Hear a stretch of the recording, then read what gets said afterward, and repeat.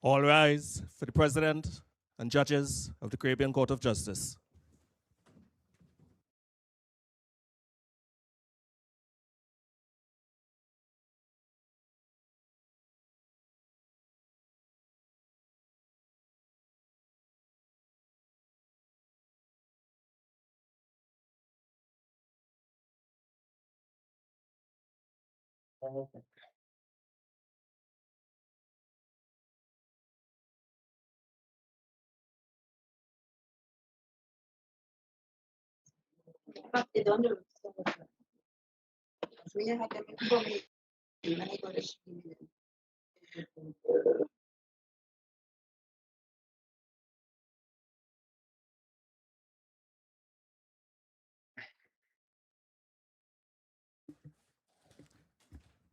Madam Registrar, would you please call the matter?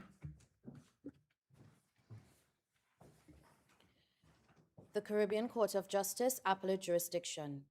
Hearing of appeal in the matter GYCR2026-001 between Wazir Ali and the Director of Public Prosecutions. The members of the panel are the Honorable Mr. Justice Anderson, President and Presiding Judge. The Honorable Madam Justice Rajnath Lee. The Honorable Mr. Justice Barrow. The Honorable Mr. Justice Jamadar. The Honorable Madam Justice Ononiwu. The Honorable Mr. Justice Ibu Osuji. And the Honorable Mr. Justice Balkan. Counsel, you may now enter your appearances. May it please your honors, Nigel Hughes, and with me are Narissa Leander, Kiswana Jefford, and Ms. Sydney Fraser online for the appellant Wazir Ali. Thank you, Mr. Hughes. Good morning, Your Honors. May it please the court, Dion McCammon. I appear for the respondent, please, together with Mr. Shalimar Adihak, Senior Counsel, and Mr. Tashana Lee, please. Thank you, Ms. McConnell. Yes, please.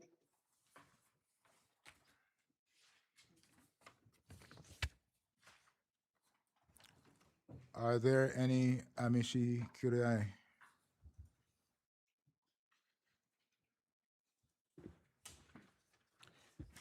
If it pleases your honors, I am Sanjeev Dattadin, and with me is Ms. Mohani Anganu and Mr. Samuel Glasgow and Mr. Ganesh Hira. Thank you, sir.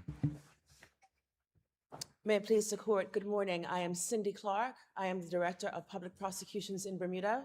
With me is Senior Crown Counsel, Mr. Adley Duncan, and our assistant, Ms. Swan, Denzel Swan. Thank you, ma'am. If it pleases your honors, I am Douglas Mendez, appearing along with Anika Gray and Hannah Hilton Edwards. Thank you, sir. If it pleases your honors. Good morning, Your If Honors. it pleases the honors, I am Ravi Rajkumar. I appear along with Mr. Alexander Ramdas, amicus.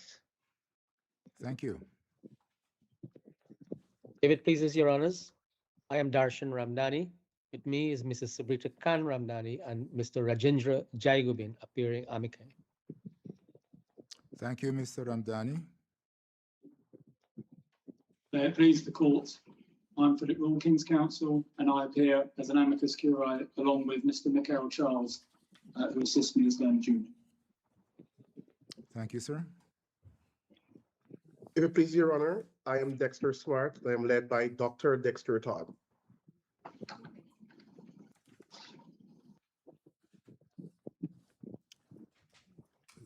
Sorry, was that appearance from Mr. Smart? Yes, please, sir. I am Dexter Smart, and I'm led by Dr. Dexter Todd. Thank you, sir. I believe certain communications may have been sent to you in the recent past? Yes, please, sir. Very well.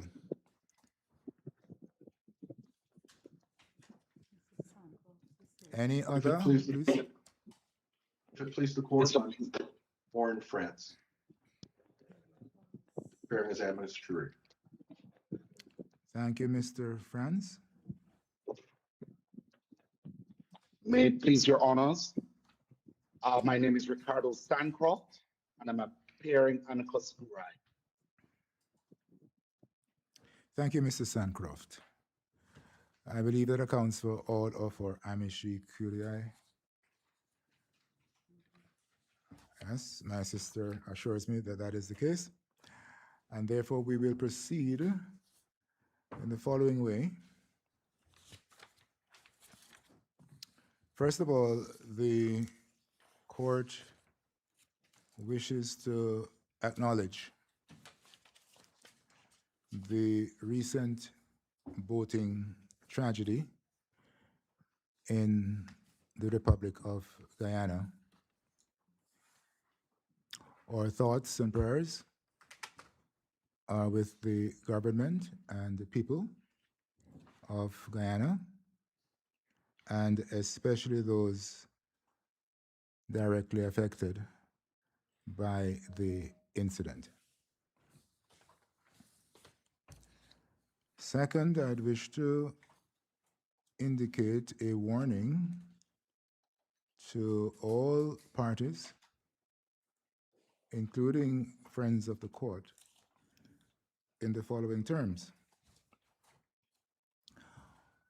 All persons viewing this hearing, including counsel, amici curiae, members of the media, and other persons at the seat of the court and virtually, should take notice that this matter is subject to the anonymization protocols of the court. Pursuant to an order of this court issued on July 17, 2026, all parties in these proceedings were ordered to refrain from disclosure of any information that might lead to the revealing of the identity of the virtual complainant or any witnesses in these proceedings. Such disclosure of identity includes the name, age, and any personal characteristics of the virtual complainant and witnesses, and any geographical or locational indicator that is specific, where such disclosure, whether alone or in combination with other published information, would reasonably be likely to lead to the identification of the virtual complainant or any witnesses in these proceedings. Geographical or locational indicators include, but are not limited to, the name of any place of residence, institution, place of worship, place of employment, street, district, or other locality. Should any information be disclosed, either deliberately or through inadvertence during the hearing of the appeal, that is likely to lead to the identification of the virtual complainant or any witnesses, any person privy to such information shall not cause such information to be disclosed orally or in writing outside of these hearings.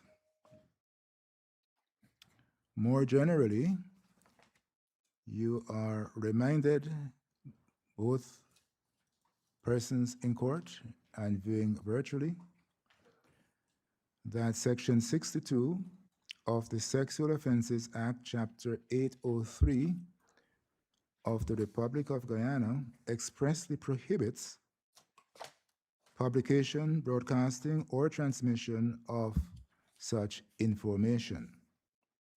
Any person who contravenes this provision commits an offense pursuant to Section 62, Paragraph 3 of the Sexual Offences Act.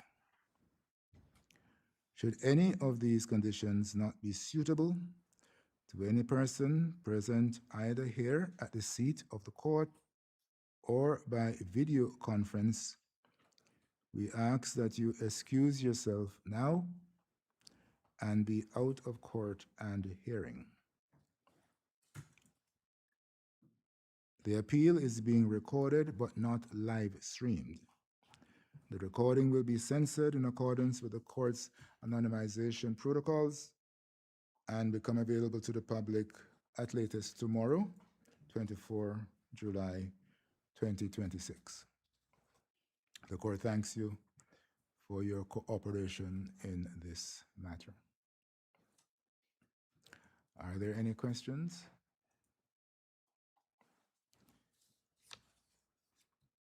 There being no questions, I believe that we are, my sister, ready to proceed with the appeal. And for that purpose, our schedule calls on the counsel for the appellant, Mr. Nigel Hughes, to make his presentation. Mr. Hughes, please.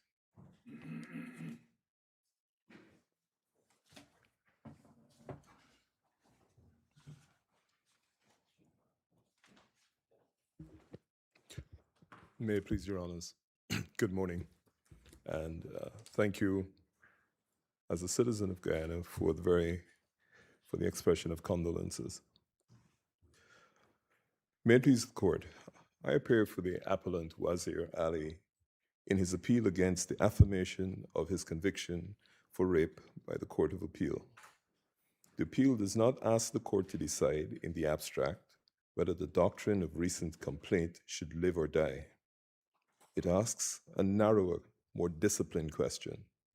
What legal consequences follow when evidence placed before a jury as a recent complaint is later found not to be one and no direction confining its use was ever given? The appellant's position is straightforward. Complaint evidence has in Guyana only a limited evidential purpose. It may show consistency of the complainant's conduct with his testimony and, where relevant, negate consent. But it is never evidence of the truth of the facts complained of, never independent confirmation, and never corroboration. Once the Court of Appeal found, once the Court of Appeal found that the evidence of, I will say, HT was not a recent complaint, the statutory gateway closed. The evidence reverted to its common law character as inadmissible hearsay on impermissible prior consistent statement. The trial judge gave no tailored direction. In a case that has turned on word against word, the omission created a real and substantial risk that the jury treated the repeated allegation as proof of evidence, rendering the conviction unsafe. The appellant was charged with the rape of Didi, who attended a particular school. The offense was alleged to have occurred between March and mid-April 2015. The appellant was the driver of a minibus. The disclosure at the center of the appeal was made on the 27th of May 2015 at a school session on sexuality and abuse to HT. Critically, the complainant herself gave no evidence of what she told the HT. The substance of the allegation came before the jury only through the HT's repetition of it. This distinction matters to every ground of our appeal. HT was not an eyewitness and could not speak to what had occurred in the bus. Her evidence did nothing more than repeat the very allegation the jury had to resolve. The appellant denied the allegations in their entirety and advanced an alibi, so the trial was, in the truest sense... Mr. Hughes, you say the evidence is not evidence of recent complaint, right? And no directions were given. Court of Appeal held it was not evidence of recent complaint. Agreed? Yes, Your Honor. Yeah. How would you characterize the evidence given what you've just said? In other words, that it doesn't come from the VC, but it comes from the headmistress. How would you characterize that evidence as a matter of law? Impermissible hearsay, Your Honor. Inadmissible. So will you accept that it is hearsay evidence? It is, Your Honor. Well, No, I'm not just trying to understand where you are on this. So, of course, whether it is admissible or inadmissible, we can put a pause, but as its nature, you would say it's hearsay. Yes, Your Honor. All right, okay, good. So now I'll go along, I'll come back to you about whether or not, even if it is hearsay, it could in these circumstances be received. But I just wanted to clarify that at this stage. Your Honor, my immediate response to that would be hearsay evidence can always be received as an exception. Fair enough. And therefore the question is there an exception that allows it to be received? And if there is not, should there be an exception in these circumstances that allows it to be received? In relation to the second question, Your Honor, I think that would perhaps form the content of my latter address to you. That's why I said I just wanted to clarify that little piece for now. I know that we'll get to it later. Thank you. Thank you, Your Honor. Yeah. And just to say that I have not found an exception that permits it. Yeah, these are all common law exceptions as I understand it. Common law is Yes. evolving, isn't it? It is evolving. Yeah. And So that if there is, the fact that there is no existing exception does not mean that the common law is not capable of evolving to accommodate if that is appropriate. I'm not saying it is, just conceptually for the moment. no, I accept that fully, Your Honor. And hopefully, if we identify that it is in need of such treatment, then the common law will be so interpreted by Your Honors. Yeah, thank you. But Sorry. Did I understand you, Counsel, to be also resting your argument, not just on the inadmissible hearsay evidence as you characterize it, but also evidence which tended to go towards a prior consistent statement? And were you also saying that the evidence could not be admitted based on the rules governing prior consistent statements? Yes, Your Honor. The only way, well, not the only way, the way in which a prior consistent statement would be admitted is if there was a challenge from the accused through counsel to suggest that this was a recent fabrication, and there was no such challenge. Certainly not on the record. But Mr. Hughes, able to hear, you began by saying, and also in your written material, that if it isn't recent complaint, then why did it come in and what is it? That's your starting point, isn't it? That is correct, Your Honor. Is it possible that it can come in as part of the narrative so that the jury is not confused by gaps and pockets in the relation of what happened, how the whole thing unfolded, and how there was prosecution and they're being troubled with it? Can it come in that way? Your Honor, in principle, yes, but not the type of evidence in this case. The evidence of HT was of such graphic detail that if it were to come as a narrative, it would come purely for the limited purposes of identifying how the situation originated that led to the formal police report, which was complaint number 2. But in this case, the facts of the case, one, HT gave very, very graphic evidence which was not given by the virtual complainant. And 2, Your Honor, the scope of the recent complaint, I would dare say, would have operated to significant prejudice to the appellant if it was permitted in the manner in which it was permitted in. The witness, HT, was also acting as the translator and was providing a significant level of emotional support while the testimony of the complainant was being given. And there was a real risk that a jury, upon seeing that, given the scope of the testimony of HT, was likely to treat this evidence as corroborative or evidence of the occurrence of the event, as opposed to its very limited purpose as... From your starting point, which is that in principle, it can come in as part of the narrative, but your difficulty is that it is so elaborate that it shouldn't come in that way. That's your submission, isn't it?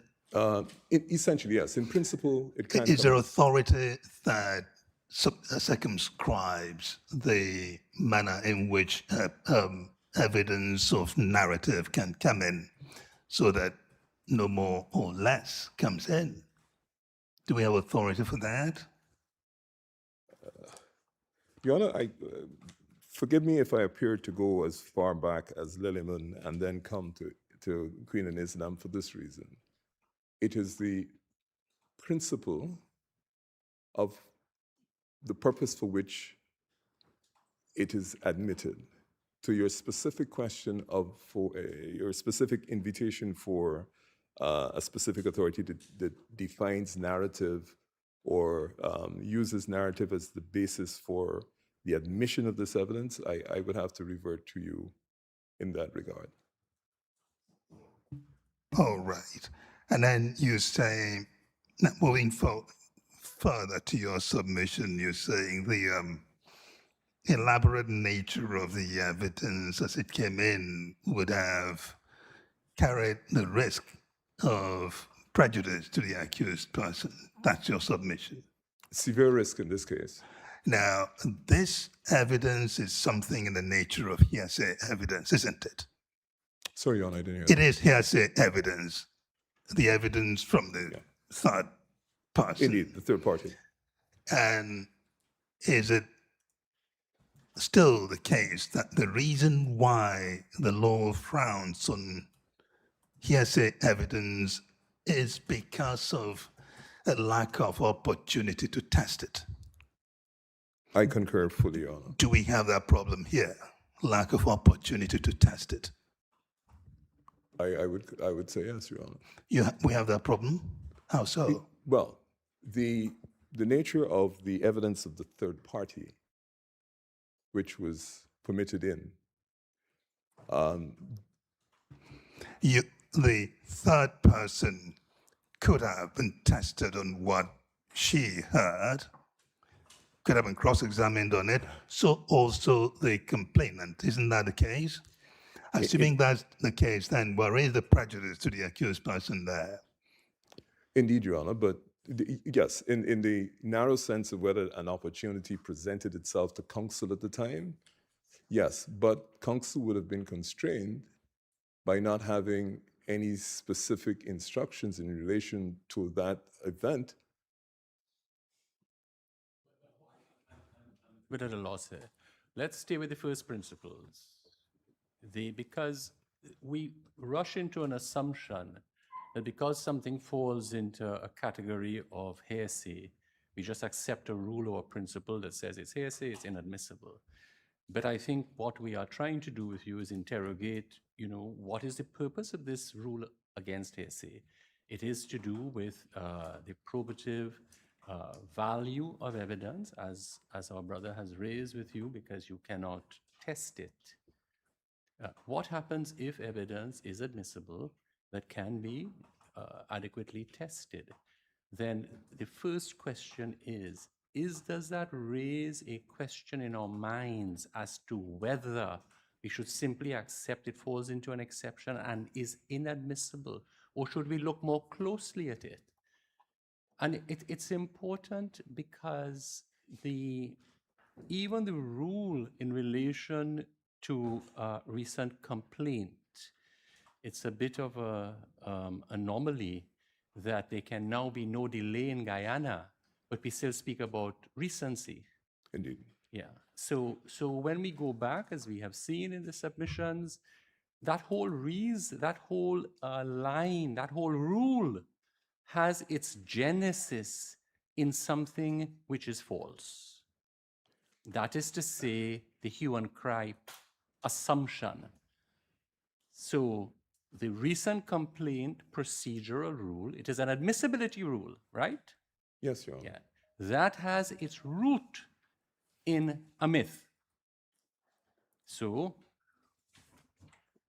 maybe the fundamental question is there, instead of asking whether or not recent complaint evidence should be admitted, which is what we are doing, and so much of the jurisprudence has been engaged in. What if we ask a different question? Given what we now know about the myth, is there a probative and rational connection between recent complaint and material facts? May I start off by saying this to your first question? The approach does not stop by merely saying it's hearsay. The fundamental rule in relation to the adversarial system is probative value. And that is the underlying principle, I would dare say, for most of our jurisprudence.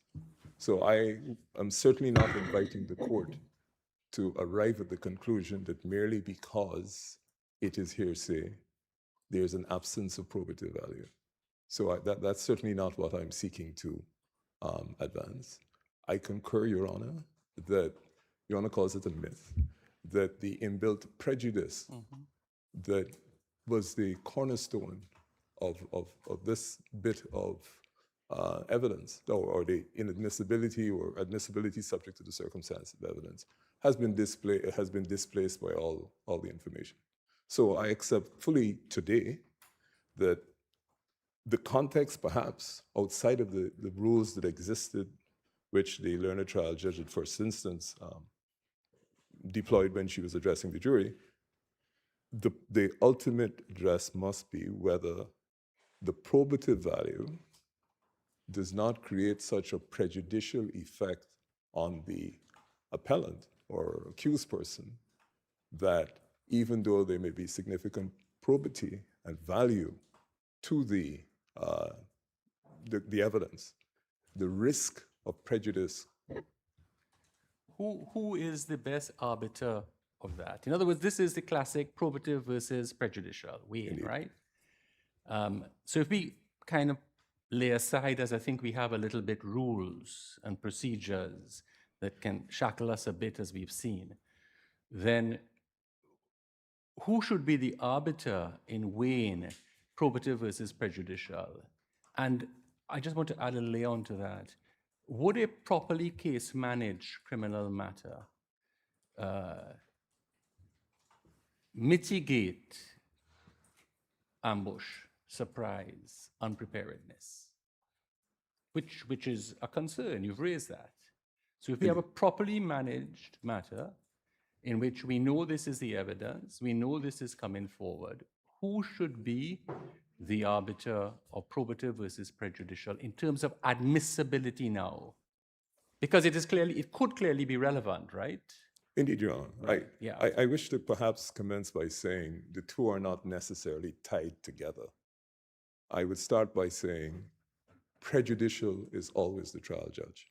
So prejudicial value, separate and divorced from its probative weight, is a matter for the trial judge, because that is the gateway that cannot be compromised either by some rule or some other position. If there is a prejudicial effect, the trial judge.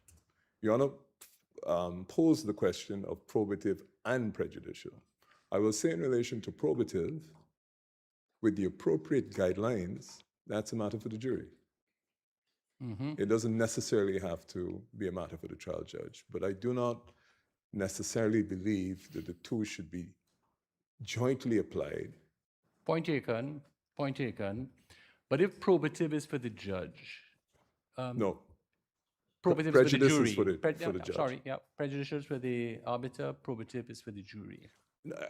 Yes, but there may be cases, Your Honor, forgive me for interrupting, there may be cases where the combination has to be addressed by the trial judge. And that's the balancing. Indeed. Yeah. After you completed that line of questioning, I wish you to continue with your submissions. I suspect other members. Sorry, Your Honor, I was merely responding. I was saying the distinction matters to every ground of the appeal. HT was not an eyewitness and could not speak to what occurred in the bus. Her evidence did nothing more than repeat the very allegation the jury had to resolve. The appellant denied the allegations in their entirety and advanced alibi So the trial, in its truest form, was a contest of credibility between the complainant's account and the appellant's denial. It is against this factual matrix that the absence of a limiting direction must be judged. The modern foundation of the doctrine is in the Queen and Lilliman, where Hawkins held that a complaint is not admissible as evidence of the facts complained of. Those facts must be proved on oath, and the complaint may only be used to show the complainant's conduct was consistent with her testimony and inconsistent with consent. Lilliman also settled the full particulars of the complaint, not merely the bare fact that the complaint was made, are inadmissible for that limited purpose. This is the double-edged characteristic of the doctrine, and it lets the jury hear the whole complaint, yet insist that the complaint proves nothing about the offense whatsoever. In the Canadian decision of Cribbs against the Queen, that confirms both the reach and limits of the rule. The Supreme Court held that the complainant's evidence admissible even where the recipient was untraceable, but reaffirmed that such evidence goes only to the consistency of the victim's conduct and is not proof of the facts complained of. The same limiting principle ran through Green against the Queen and the Privy Council decision in Corey White against the Queen. The evidential logic is precise. Because complaint evidence originates from the complainant herself, it cannot independently confirm her account. This is emphasized because it drives the appellant's central submission. The inherent danger of the complaint evidence is that a jury may reason that because the allegation was repeated earlier, it is more likely to be true. This is precisely the reasoning the law forbids, and precisely the reasoning that only a clear judicial direction can prevent. In Guyana, Mr. Hughes, sir. I do not want to detain you, but I assume you were not counsel at trial, were you? No, I was not. Was there objection made when this evidence was coming in? One, and secondly, at the conclusion of the case, was a request from defense counsel as to the appropriate direction that must be given to the jury, seeing that the evidence had come in? So 2 questions. The role of counsel in this case. Did you object as was coming in? The reason why that is important is because if we are talking about the prejudice being caused as the evidence was coming in, there has to be a duty in counsel to object, to stop that evidence coming in. Your Honor, first of all, factually, the answer is no. There was no objection either to it coming in or prior to the address to the jury or after. But I will beg to differ with you in this regard. I can see you begging to differ, but proceed, please. The absence of complaint from counsel for an accused person does not relieve the trial does not alleviate of the obligations of the trial. Indeed. I get, so you don't need to. Otherwise, we would have a lot of miscarriages of justice, I believe, Your Honor. May I proceed, Your Honor? The modern foundation, in Guyana, recent complaint is governed by Section 72 of the Sexual Offences Act, Chapter 8:03, which requires the complaint to be made, quote, as soon as could reasonably be expected, assessed against the nature of the sexual abuse, its stigma, the relationship of the parties, and the complainant's characteristic. The Court of Appeal expressly and unequivocally found that disclosure to HD did not satisfy that test. The Director of Public Prosecutions has not cross-appealed that point, and I do wish to emphasize that there's no cross-appeal that suggests that the Court of Appeal fell into error when they said it was not a complaint.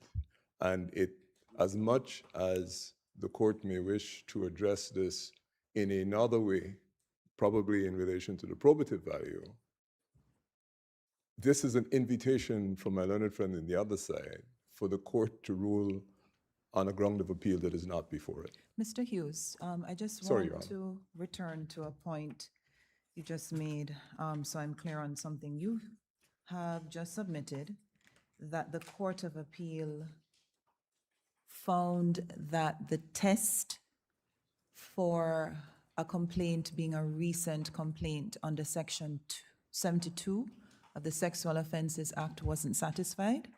Is that what you just submitted? No, well, not quite, Your Honor. The Court of Appeal found that the evidence was not of recent complaint. They simply stated, I'm looking at page 45, hope I'm quoting the right page, 45 of the record, line 5. The Court of Appeal said it was not a recent complaint in the circumstances. Yes. Yes. So that's going to lead me to a particular question. Was the timing of this complaint ever in issue in the trial? Because it's really only if the timing of the complaint is an issue that its characterization as being recent or not really arises. I could not discern from the record that the timing of the complaint was an issue. The short answer to Your Honor's question is the timing was not made an issue, but the Court of Appeal, in its finding that this was not a recent complaint, didn't elaborate on whether it was the recency, forgive me for using that term, of the complaint, or the characterization of it as a complaint at all.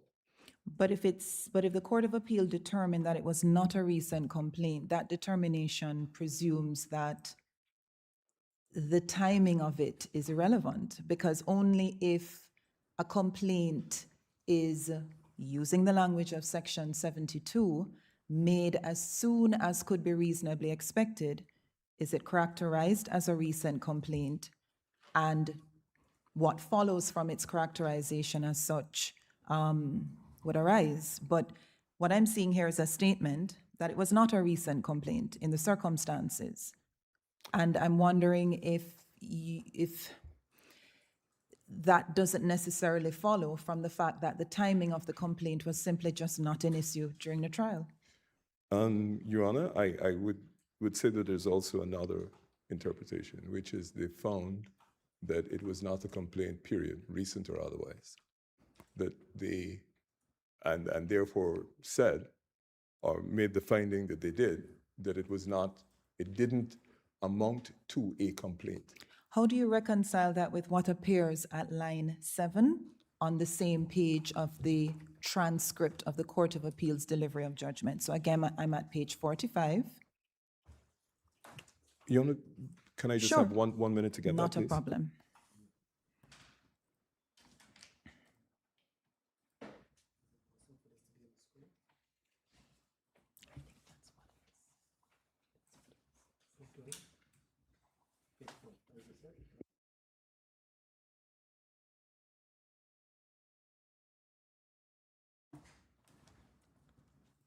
And it could also be displayed on the screen if that's line 5. On page 45.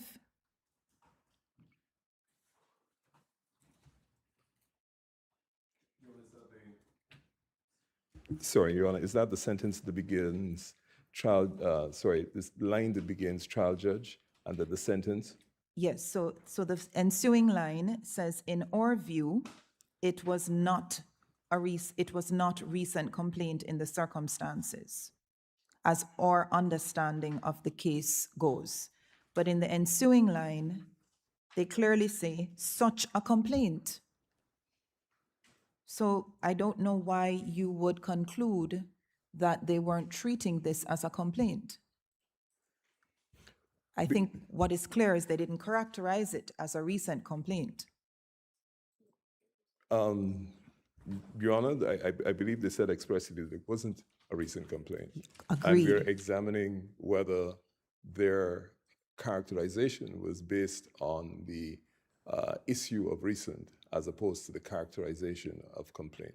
Right, and I'm just suggesting, I'm not going to delay you any further, I know you have to continue, that the remainder of that or the ensuing paragraph seems to suggest that they did consider it to be a complaint, but they did not accept that it was a recent complaint.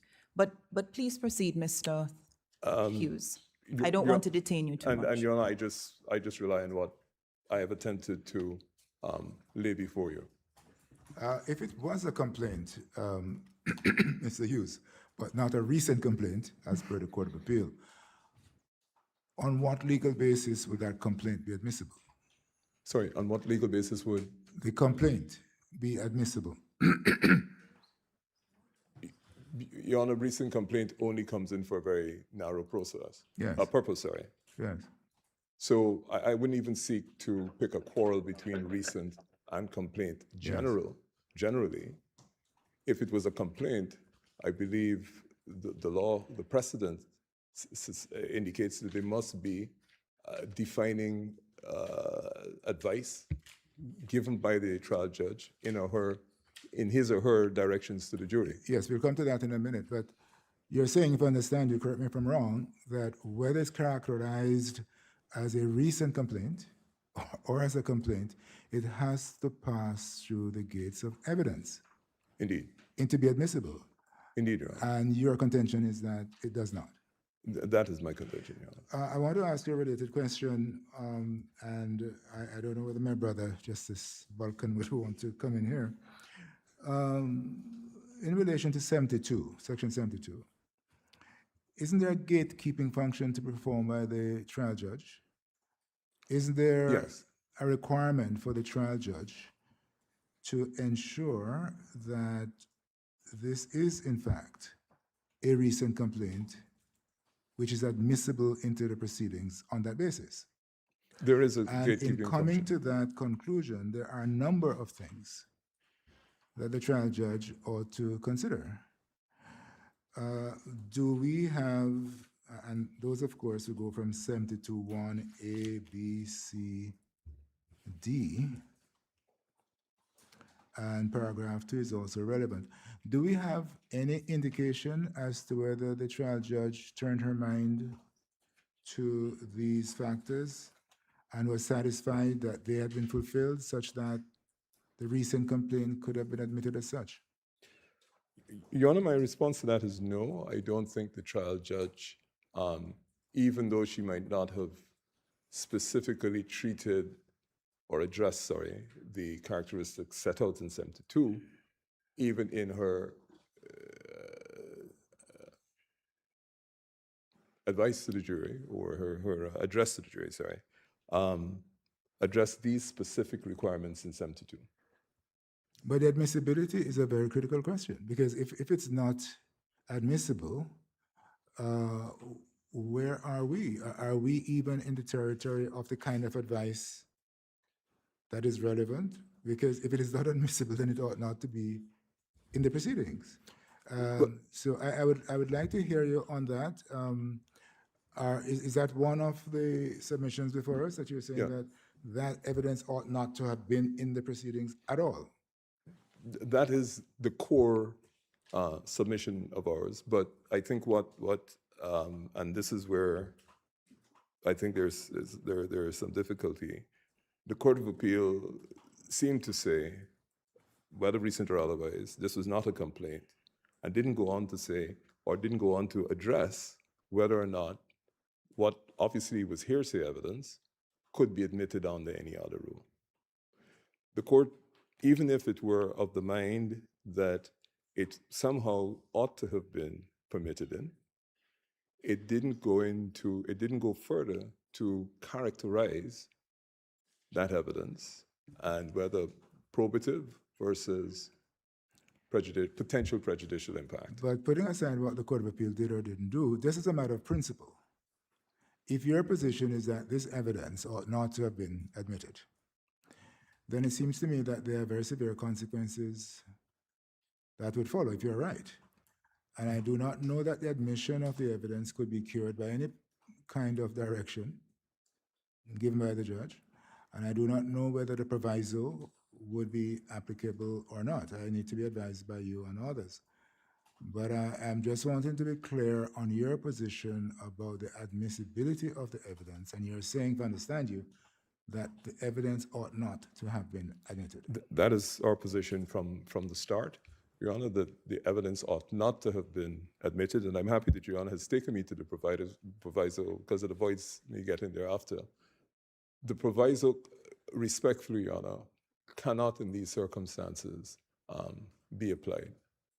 This was inadmissible evidence on any test, and clearly highly prejudicial where there was no defining assistance from the trial judge in the summation to the jury. And therefore, the proviso, Section 13 of the Court of Appeal Act, I believe has limited circumstances in which it ought to be deployed. And once there is prejudice, I know this sounds like a pretty extreme statement, once there is the risk of prejudice to a party, particularly in a criminal trial, then the proviso ought not to be applied.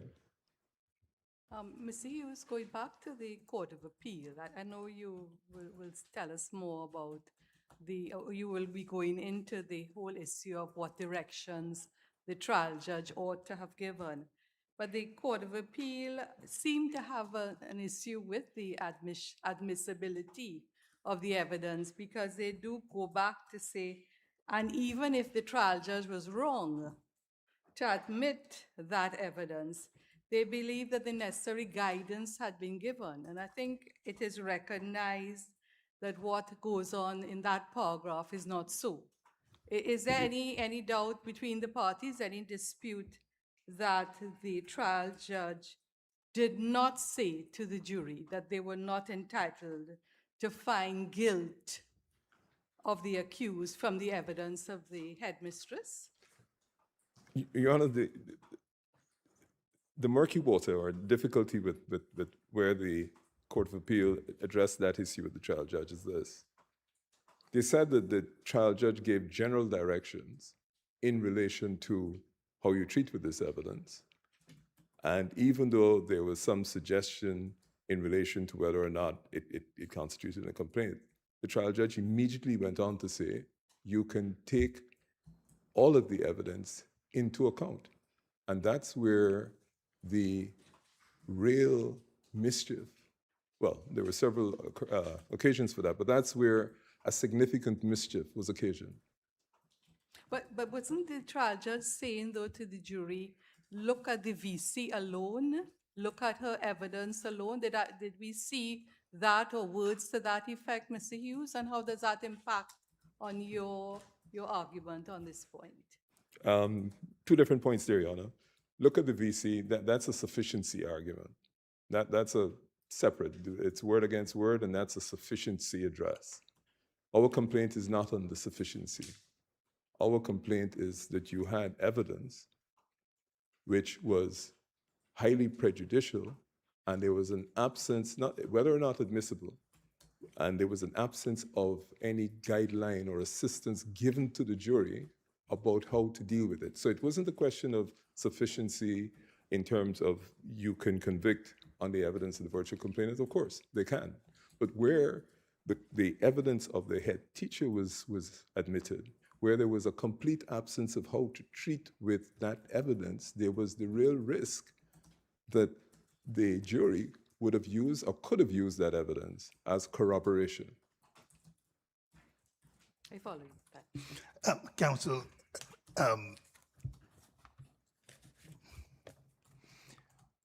when we talk about use of the evidence, now let's assume whether or not it came in the right way, the material is already before the court. The question now is what to make of it. Your complaint is that there is an absence of proper direction to the jury, that this evidence can only be used, assuming it recent complaint properly admitted, can only be used, can only go to the consistency of the conduct of VC and not to the truth of the allegation, right? Now, my question now is about use. On one hand, consistency, which is what the common law traditionally would say, of conduct versus truth of the assertion. That part of it is regulated by common law, isn't it? Not statute. In other words, the use material. I mean, we've been talking about Section 72, but Section 72, is it correct to say what Section 72 does is to say there is common law about this thing, at least assume it. And say common law minus what Section 72 actually says. The rest is proper. Do you follow me? I am following you. So You follow me. So Section 72 is superimposed on the common law. The question then is what to make of that common law. Is that correct? Is that one way to look at it? Your Honor, Where are we with the common law is a question. I'm following you, but not necessarily willingly. I will say perhaps Section 72, I think, removed the common law position and sought to establish a new statutory framework, but regrettably didn't go far enough. Well, I think maybe we may be saying the same thing. Regrettably didn't go far enough. So the remainder that it didn't go far enough is common law, isn't it? It's regulated by common law. Your Honor, if you have an act that intends to state or restate the legal position in relation to sexual offenses, both 69, 72, and the other sections, I'm not sure. I would, in legal theory, outside of the parameters, if there's an area outside of the parameters of the act, maybe one can revert to common law, but I think the intention here was to establish what the new position was in, or should be in Guyana. I think we perhaps both agree it didn't go far enough, but I'm not sure. But if it doesn't go far enough, what else is left, and how do you deal with what is left? That's what I'm trying to get at. Isn't it possible that if it didn't go far enough, there's still a remainder, and that remainder is governed by common law? Mr. Hughes, if I may. Sorry. I'm sorry. If I may just maybe put my brother's question in a different way. The section, for instance, doesn't tell us what happens with the evidence once it's in. So there clearly are deficiencies in the drafting, and I think what my brother's getting at is where do you fill the gaps from? Your Honor, forgive me for not fully appreciating the question, but I would agree with you. One, I've said that it doesn't go far enough, but once you traverse beyond that and there's no guidance, one would have to revert to the common law. So. And then, so thank you very much, Justice Parkin clarified my direction. So one thing that's left of that 72 doesn't tell us is use. And that's where I started. Is it possible to resolve it in the same way they've done, although they did it in England? I think it's Section 120 of the Criminal Justice Act, Section 120, subsection 7. Is that where in England, it's capable of being evidence of the offense, precisely, as opposed to be, but I'm not sure, Your Honor, how we would migrate from Section 72 and its inadequacies to a statutory position in another jurisdiction. No. It's not about a statutory position in another jurisdiction, but it's about, is it possible that could be one way that a common law can develop in relation to use? That's the point. It's not about imposing UK statutes on Guyana, but does that give us a direction to go, or is there any risk of injustice to be done if one goes in that way? Your Honor, I would start off by saying the common law, as Justice Jamadar had indicated, reminded me, is ever evolving. So it certainly is permissible in a contemporary interpretation of the core principles of recent complaint to arrive, in theory, at what Your Honor is suggesting, yes. But not because of the English statute, Oh, but no, no, no, no, because no, no. of purely the development of the common law. Yes, Mr. thank you. Hughes, if I can just try to maybe add to that, but from a slightly different perspective to ask this question.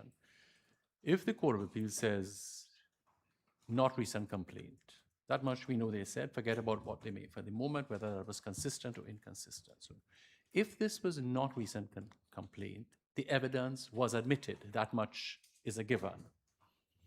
One of your complaints is that I think the evidence should not have been admitted. That is absolutely my position. And you rest that on several things. You rest that on recent complaint, but you also, I think, in my understanding, rested more fundamentally on hearsay evidence that is inadmissible. Indeed, and the prejudice that arises. And yes, I understand that. So in that context, if we take away Section 72 and we are left with evidence, because that's where the Court of Appeal seemed to have landed, is it, and you critique this, is it not a legitimate question to ask, then on what basis could this evidence have been admitted? Agreed? Yeah, I started there this morning. Yeah, I know, I understand that. So that we put aside recent complaint, the evidence is in, could it have been admitted on a different basis? That's a question. You say the Court of Appeal should have asked that question first. Indeed, Your Honor. Right. Suppose it could have been admitted on a different basis. Suppose. Because for me, a question I have is, what justifies a categorical rule excluding an entire class of arguably and experientially probative conduct evidence? That's a question in my own mind. So suppose it could have been admitted on a different basis as a new exception to the hearsay rule, speculatively. Would you then agree that if you reach there, the next question is the question raised, to what use? And then the engagement of probative / prejudicial. But would you say, suppose reasoning we reach all through that point, would your position be, fair enough, suppose we reach there, you still had to have a proper direction? Indeed, Your Honor. So what I'm trying to clarify from you, fundamentally inadmissible. In any event, no proper direction. Even if the Court of Appeal or there is a basis to admit it outside of recent complaint, you still require a proper direction because we are balancing probative, prejudicial, and that is absent. So you would not, in principle, be opposed to this court exploring that alternative that you say was a gap in the Court of Appeal, i.e., could the evidence have been admitted through a different gateway? You would not, it would seem, have a problem with that because you identify that as a gap that the Court of Appeal should have engaged. But what you would say in any event, they don't cross the threshold of a proper direction, and therefore... Indeed, Your Honor, and I think the examination, which Your Honor has kindly pointed out, that in relation to the probative value, would be very fundamental to that.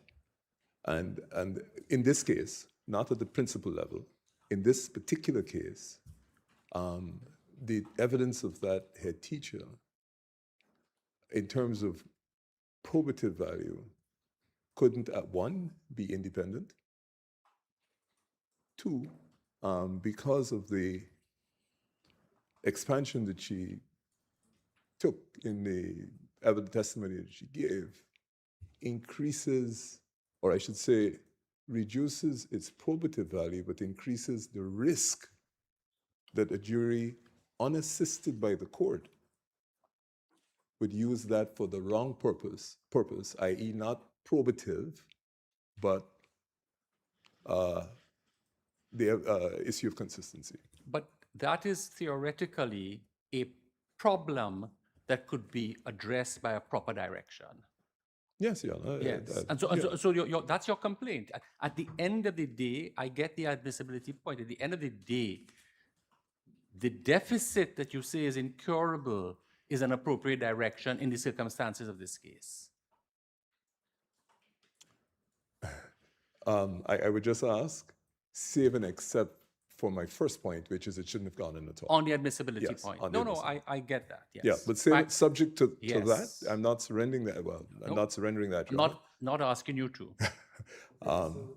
Hughes, I think we have about 10 minutes to just go through. Would Your Honor, well, can I say, Your Honor, I think in my submissions, I have invited, I think I've set out both in the initial submissions and those in reply, my position, and I don't think I necessarily can be of greater help, but I did want briefly, with your permission, to address you on the general point which you've invited the profession, which is the amicus curiae.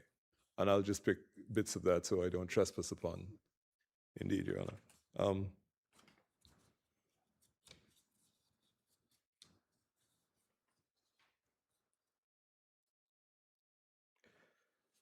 Your Honor, perhaps I should really just go to what I offered. Just a couple of points that I do wish to touch on in relation to the general issue. In Guyana, under Article 39, the courts are obliged to take into account international law and contemporary practice. Without saying more, I believe that immediately would dispose of the, I can't remember how Justice Jamadar described it, dispose of the myth upon which this rule is based. Because no international practice can find any evidence to support the assumption that led to the rule in the first place. So Article 39 of our Constitution, I dare say, would protect the biases that we've accepted for so long as a basis for this rule. I would go on to say that there are perhaps three areas I would like to invite and encourage the court to consider. First, the recent complaint rule should be eliminated because mitigation, short of abolition, leaves the underlying stereotypes intact. Two, should be eliminated. Secondly, Mr. Hughes, by whom? Sorry. This way. Sorry, forgive me. Eliminated by whom? Well, Your Honor, you see, this invitation is to the profession. It's not to me as counsel here, but I don't even want to say in a proper functioning society.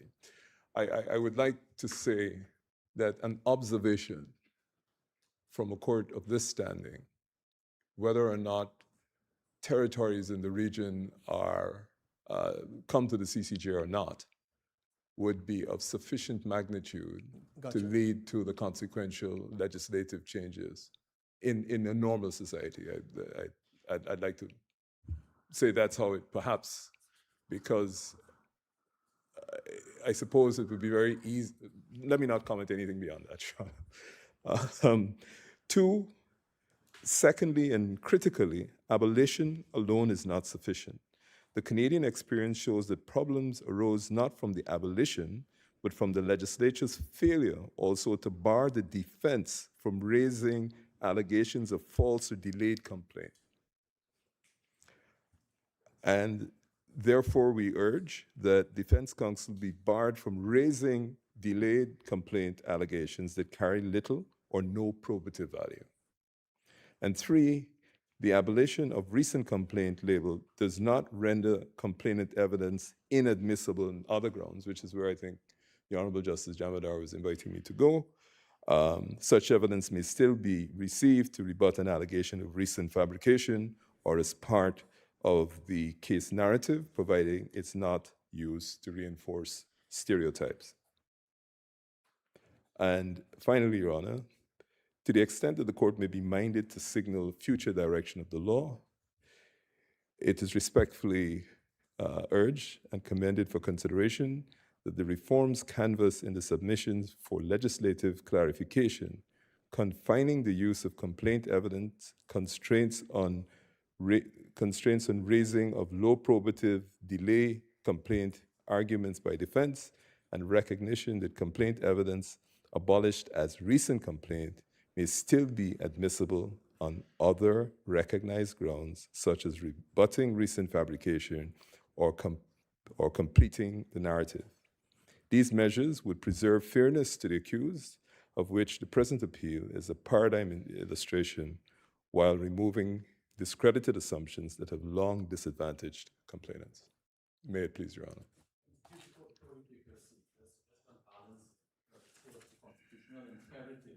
Is to balance, you can't press the thumb too heavy on one side of the scale. You have to balance non-discrimination, equality, but you also have to balance the presumption of innocence and a fair trial. So I'm interested in, from a defense counsel's point of view, the fairness point, right? What in the preparatory stages of a case, what can be done so that if this evidence, your third point, right? If this evidence is admitted otherwise, you abolish, but the evidence is admitted otherwise, but of course you want to be careful not to press the thumb down on one side. What in your view is required to protect those rights of the accused, the presumption of innocence, fair trial? Because we don't want yes, we want to address something that needs to be addressed, but then we don't want to do that in a disproportionate way, looking through a constitutional lens, that now we create a new problem, right? So you address things, but I'm just wondering, is there something in the preparation of a matter, the management of a matter, that makes sure the scales stay balanced? Your Honor, I will say from experience, in criminal trials, judges don't like to address constitutional motions. They say if you have an issue, take it to the Constitutional Court. Yeah. And the prejudice you get, or the prejudice that results, is the criminal trial proceeds, because invariably the defense counsel is not going to go take an issue unless there is a real fundamental issue. And that's where the potential trespass upon the rights of the accused, or the protections that should be guaranteed to the accused, are trampled upon. In relation, So practically, how would you mandatory guidelines at case management? Yeah, right. Mandatory guidelines at case management hearings for criminal matters. Yeah. Absolutely mandatory. And you can set out the thresholds almost like a bullet point. A checklist, Yeah, like a a checklist. Sorry. checklist. Yeah, a checklist. And that's very helpful. Thank you. Whilst you're thinking of general reviews, it occurs to me, Mr. Hughes, that the VC very, very often in these cases is the actual victim. And we need to do everything to protect him or her, usually her, unfortunately. But I've always wondered about those circumstances in which the result is different from that which was expected. So that if the court came to the conclusion that the case against the VC was not proven,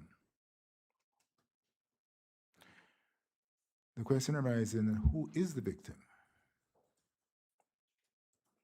And in those circumstances, what measures have been taken to protect the rights of the person who is now recognized as the victim?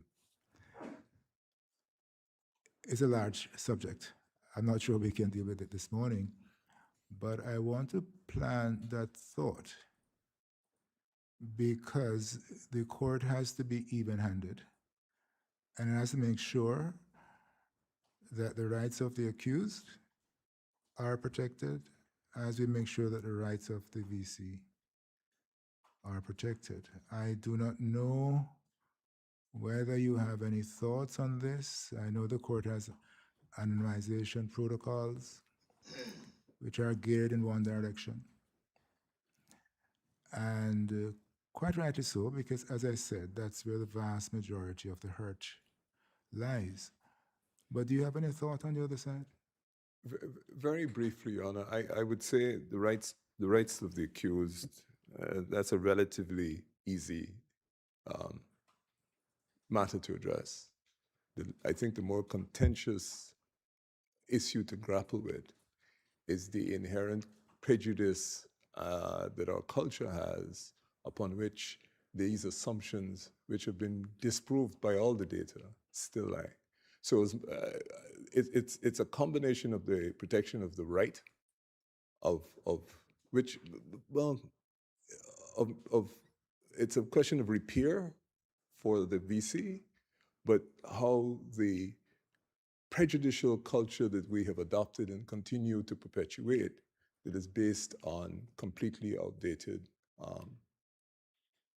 assumptions. I take you back to Quincy McEwen, for example.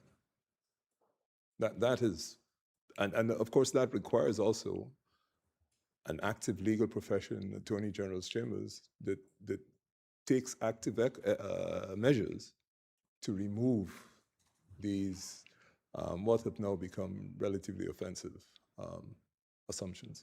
Yeah. Mr. Hughes, if I may, I wanted to follow up on something that was raised just a little while ago about criminal case management in Guyana. I think you're aware that we did a lot of work on revised guidelines and revised guidelines for sexual offense cases in the Caribbean region. And one of the main planks of those guidelines would be case management, both at the magisterial level and at the High Court. Is this something that is practiced in Guyana, that there's criminal case management that you could say as a prominent defense attorney at the bar of Guyana, that this has been working, one?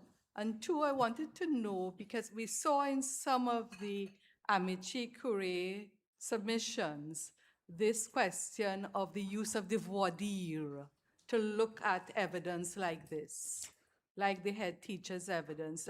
From your experience, is that something being done in Guyana? I hope you could assist. So, Your Honor, yes, there is now the practice of case management in criminal matters. Whether it benefits from the level that your Honor is considering is another issue, but that's just a matter of training and guidelines. So there are rules then? No, there are no case management rules for criminal matters per se.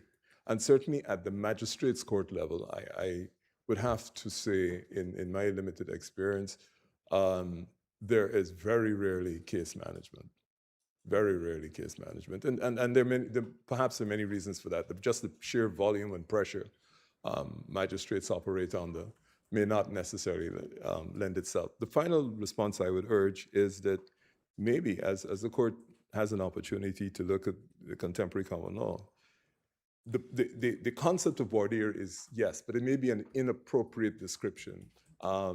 You may want to consider the nature of what the examination should do, which is the same as a voir dire, but not quite. So define new rules for addressing this specific issue in sexual offenses. Mr. Hughes, there's an aspect of your case. I want to bring you back to your case. I know. Do I have the permission of the chair? Sorry, President Gordon. Very, very short, please. Yes. There's an aspect of your case I didn't quite hear you submit on. That's in terms of it relates to the direction to be given to the jury once this material came in. And one question I ask is, yes, we know lawyers are not to be part of the jury, but it doesn't mean the jury may be infantilized to the extent of not being able to know that what HT testified to could not happen, could not go to the truth of the subject, but that this is something she was told. Do we need a specific direction to tell the jury that? I'm afraid I would have to say yes, Your Honor, because we Because cannot. technicality says so, or because there's not- real prejudice? No, not because of technicalities at all. I mean, also because of technicality, but not because of that at all. And I will, and this is not meant to sound pejorative. Somewhere around 49 to 50% of our citizens don't make it to secondary school, and that's not necessarily. Sorry, I didn't get it. Don't make it to secondary school. So I don't think there's a mean that you could. Are you telling us assume. then there's an argument to perhaps abolish the jury, like system that? No, not at quite the contrary. And I was There just was responding. the NEDA point meeting that CCJ Academy organized in 2023, where that was the subject of the discussion. Do we still need the jury? This was not intended at all to go there. Not intended at all. But I was merely limiting my response to your honest question of whether, I think infantilize is the term you use in relation to juries. I think we have to assume a minimum level. That's why the cautions or the delimitations ought to be brought specifically to the attention of the jury.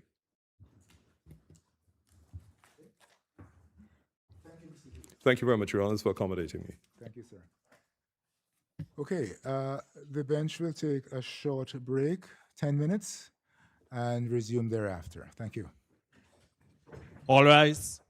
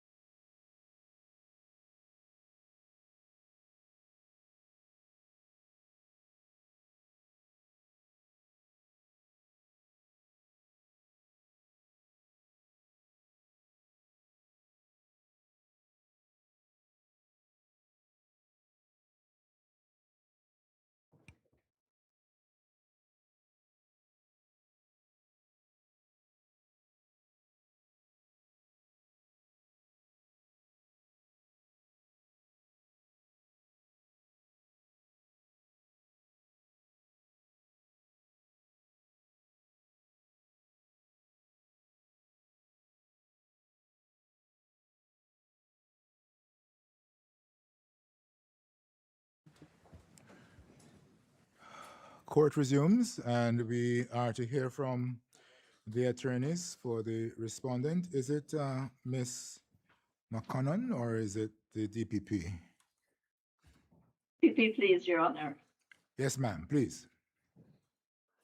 May it please, Your Honor, I wish to thank the court for the kind words of sympathy on the boat tragedy which we recently had here in Guyana. Unprecedented and very touching and sad.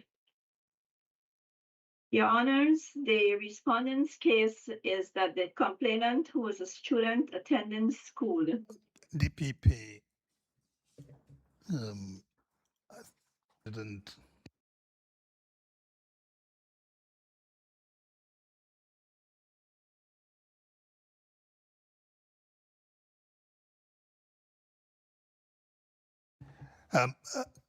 Counsel, we have the facts. We just want to be careful about what's put on in the discussion for purposes of the anonymity protocol.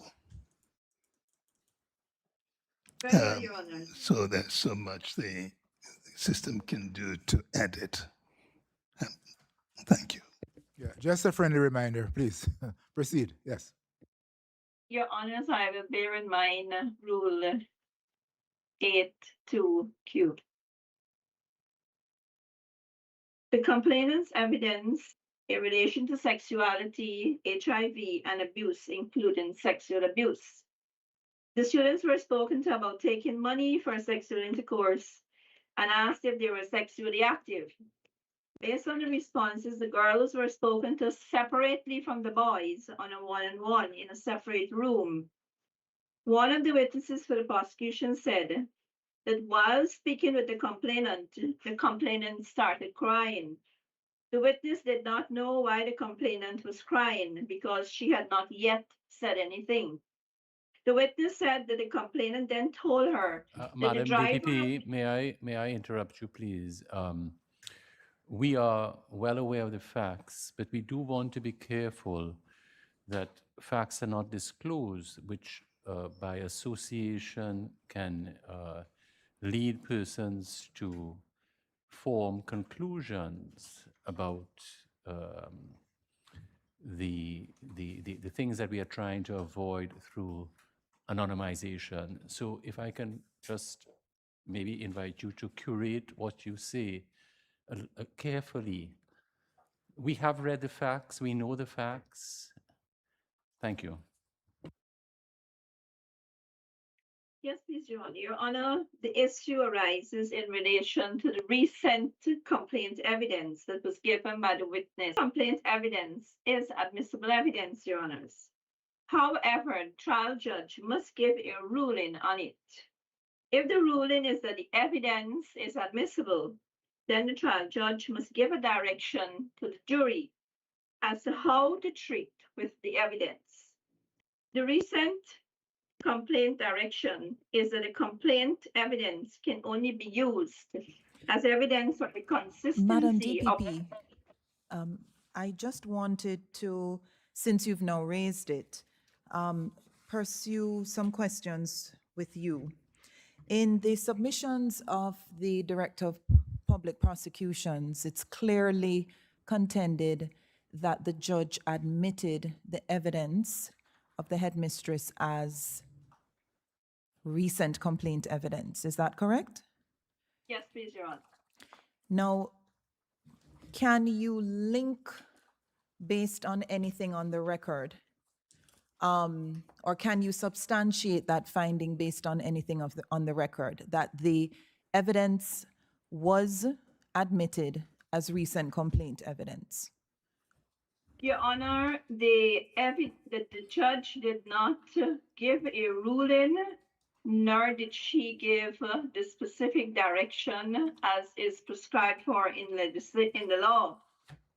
She did admit the evidence, and that's the position that we are at here today.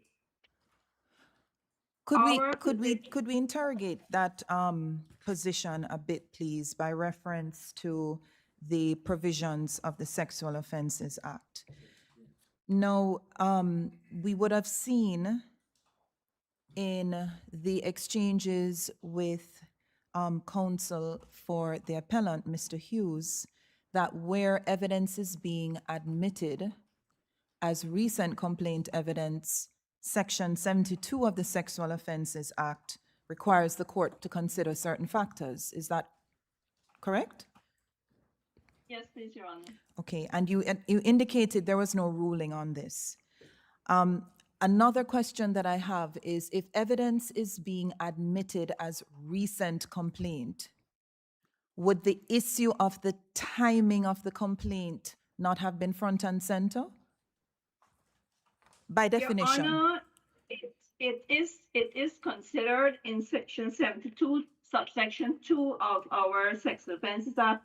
It says, whether the complaint was made as soon as could reasonably be expected will depend on the facts of the particular case, and there is no outer time limit. Absolutely. So Your while Honor, there's no outer time limit, by definition, the question of when the complaint was made necessarily arises, because what Section 72 speaks to is the issue of whether the complaint was made as soon as could be reasonably expected. So what I'm saying is, by definition, if a complaint is being admitted as a recent complaint, that issue of the timing of the complaint must be an issue. And what I'm asking is, even though the judge made no ruling on the issue, where on the record is there any evidence that the timing of the complaint was an issue? Was this something that arose on cross-examination? How did this issue of the timing of the complaint arise such that you would make such a definitive submission that the evidence was admitted as recent complaint? Your Honor, our position, the respondent's position is that the evidence is recent complaint evidence, but not that the court admitted it as recent complaint evidence. And on that note, I would like to make a submission in relation to our Sexual Offences Act. Section 71 directs a judge on the warning to give to the jury in relation to where there is no delay or there is no complaint or there is a delay in the complaint. And it actually specifies the direction that the judge must give. And indeed, the judge in this case did give that direction. And that is found at page 128 of the record. Yes. I think that when the judge was did not go into the direction and the making the decision in relation to this Section 72. And that's because the act itself does not specifically state the directions that the judge must give, as was done in 71. And my position and our position is that that now takes us back to the common law position. Right. And the common law position will be looked at together with the subsection 2, where we had the cases starting with Lilliman, and then we had Osborne, and then you had Valentine, which changed the position from it being made immediately after, and the Valentine position took us allowed the evidence to be given with outside of the recency. And when we read that together with subsection 2, where we now have the outer time limit, our submission is that it could have been considered recent complaint evidence, because the subsection 1 of the same subsection 72 states the factors that the judge takes into consideration in determining if it is recent complaint. Yes, the Madam. nature of the sexual abuse, etc. Yes, thank you, Madam DPP. I just have a couple more questions, please, about the Sexual Offences Act. I do agree with you that there's a clear warning. There's evidence in the judge's summing up that she gave a warning pursuant to Section 71. My question is, what triggered that warning? When you look at Section 71, there are certain preconditions that would result in that warning being issued. In this case, what would have triggered that warning? It doesn't appear that the matter of timing was raised in cross-examination or otherwise. So my question is, what would have triggered the Section 71 warning in this case? I think that the trial judge did recognize that it was recent complaint, and she was going strictly with the legislation, and that's why she gave Section 71 direction. She took into consideration Section 72, and that's why she allowed it to go in. Okay, so my final question is going to be this. Is it possible that a trial judge can legitimately give a Section 71 warning without having the evidence admitted as recent complaint? So in other words, let me put the question this way. We had an exchange with Mr. Hughes earlier about the myths, the stereotyping, which unfortunately has featured in sexual offenses cases. Could it be that, I'm asking this, is the legislation crafted as such that would allow a trial judge to give the kind of direction that is mandated by Section 71 without purporting to have the complaint admitted as recent complaint? In other words, if a judge wants to militate against this kind of stereotyping that we're talking about, these assumptions, these myths creeping in to the jury's assessment, could a judge legitimately then give a Section 71 warning without admitting the evidence as recent complaint? The reason I'm asking is, once evidence is admitted as recent complaint, the timing of the complaint is a live issue. And that then may trigger there may be certain consequences that follow from that. In other words, is Section 71 and 72 inextricably linked, or can they operate independently? Thank you. Your Honor, they are inextricably linked. Unfortunately, the legislation did not provide a warning in 72 for the judge to give, which was provided for in Section 71. When one looks at the summing up as a whole, we saw the judge applying an understanding of the act and applying that in the summing up. And the one issue that we are not seeing based on the case law position is that direction, which is a common law position. And what I would like to submit that when one looks at her directions in relation to the complainant's evidence, she specifically emphasized to the jury that the VC's evidence is enough. She can stand alone as long as you believe she's truthful, she's credible, she's not making a mistake. You don't look for support. You can act on her evidence alone.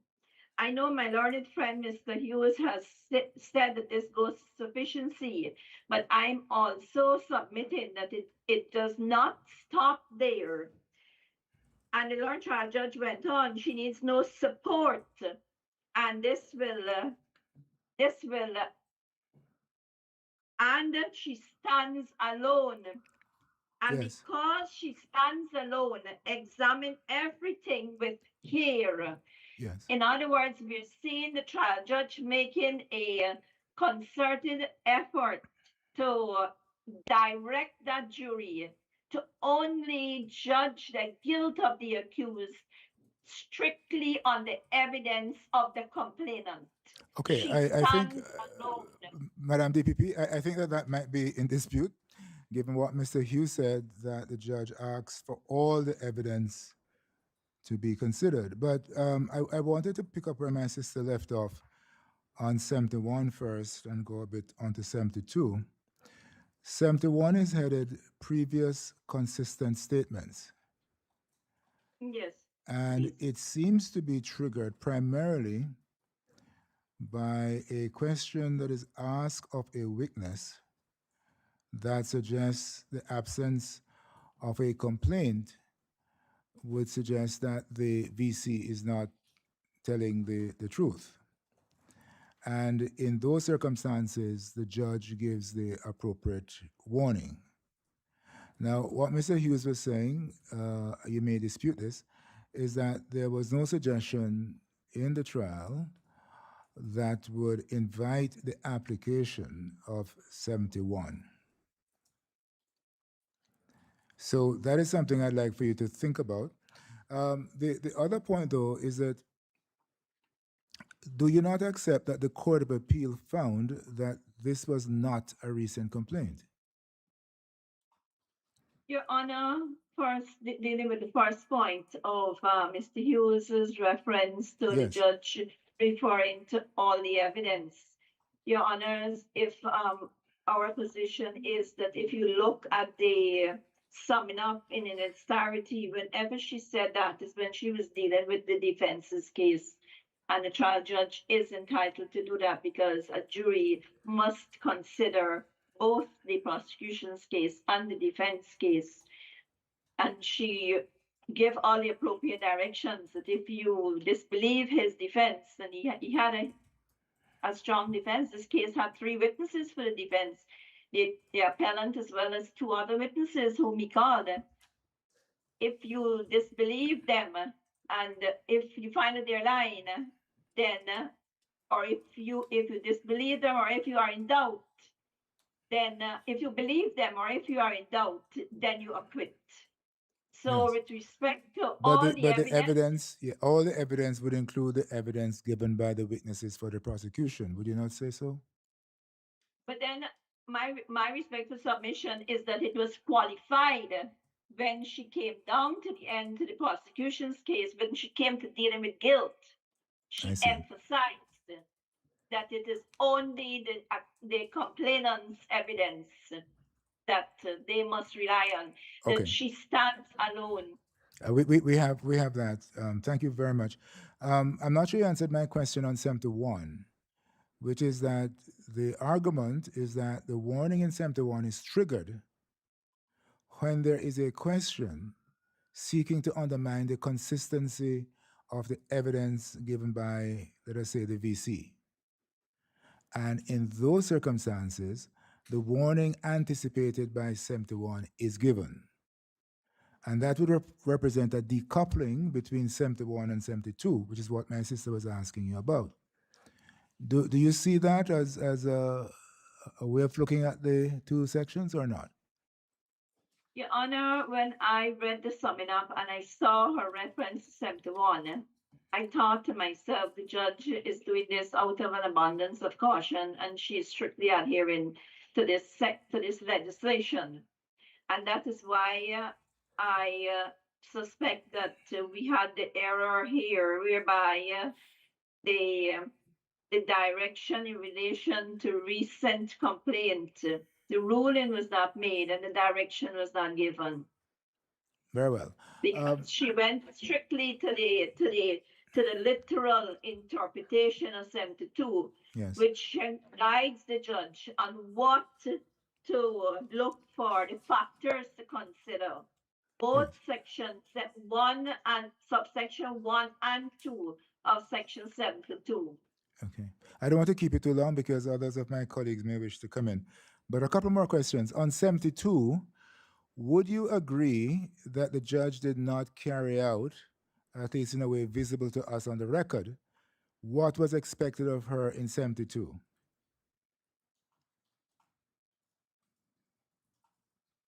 I have to go back to the cases of Myers and Thomas, and which came back, and where the judges there have emphasized that the judge must always, they must not flinch from making a ruling, so that the higher court will always know how the judge was thinking. And there was a flinch. In fact, there is more than a flinch because there was no ruling at all. Would you not concede that? But then we have a peculiar situation in this case, Your Honor. Before we go to the peculiarity of the situation in the case, I'm just asking, would you agree that the judge did not give a ruling as is required by Section 72? Your Honor, 72 itself does not state that the judge must give a ruling in considering whether a complaint was made as soon as reasonably be expected. The court shall consider the following factors. Agreed. And that was the first step, and it did go to the second step. Yes, no, I agree. I think you are the one, with respect, Madam DPP, who introduced the word ruling, and therefore you may have led me down the garden path there. But what I'm trying to get at is that there is no evidence, and I'm happy for you to contradict me, that the judge took into account the matters which were required by Section 72 for her to take into account. But because there was no ruling, then we don't know. And Your Honors, I wanted to remind you of the case of Keith Myers against the Queen, where it says, whenever evidence of a complaint is given, two factors have to be borne in mind. Was the complaint made as speedily as could reasonably be expected? And B, was it voluntary and spontaneous and not elicited by leading, inducing, or intimidating questions? It can happen, and often does, that a virtual prosecutrix, as well as the witness to whom the complaint was made, give their evidence in such a convincing way that no question can arise about the admissibility of a complaint. Okay, sorry, not to interrupt you, Madam DPP, but as I said, I think others of my colleagues might wish to ask questions. So my last question, but before I ask it, I have to observe that I'm not sure you answered the last question I raised with you.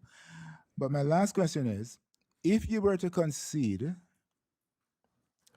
that the judge did not, in fact, give any evidence that she had considered the factors to be considered in order to admit the recent complaint, what would the consequence of that be?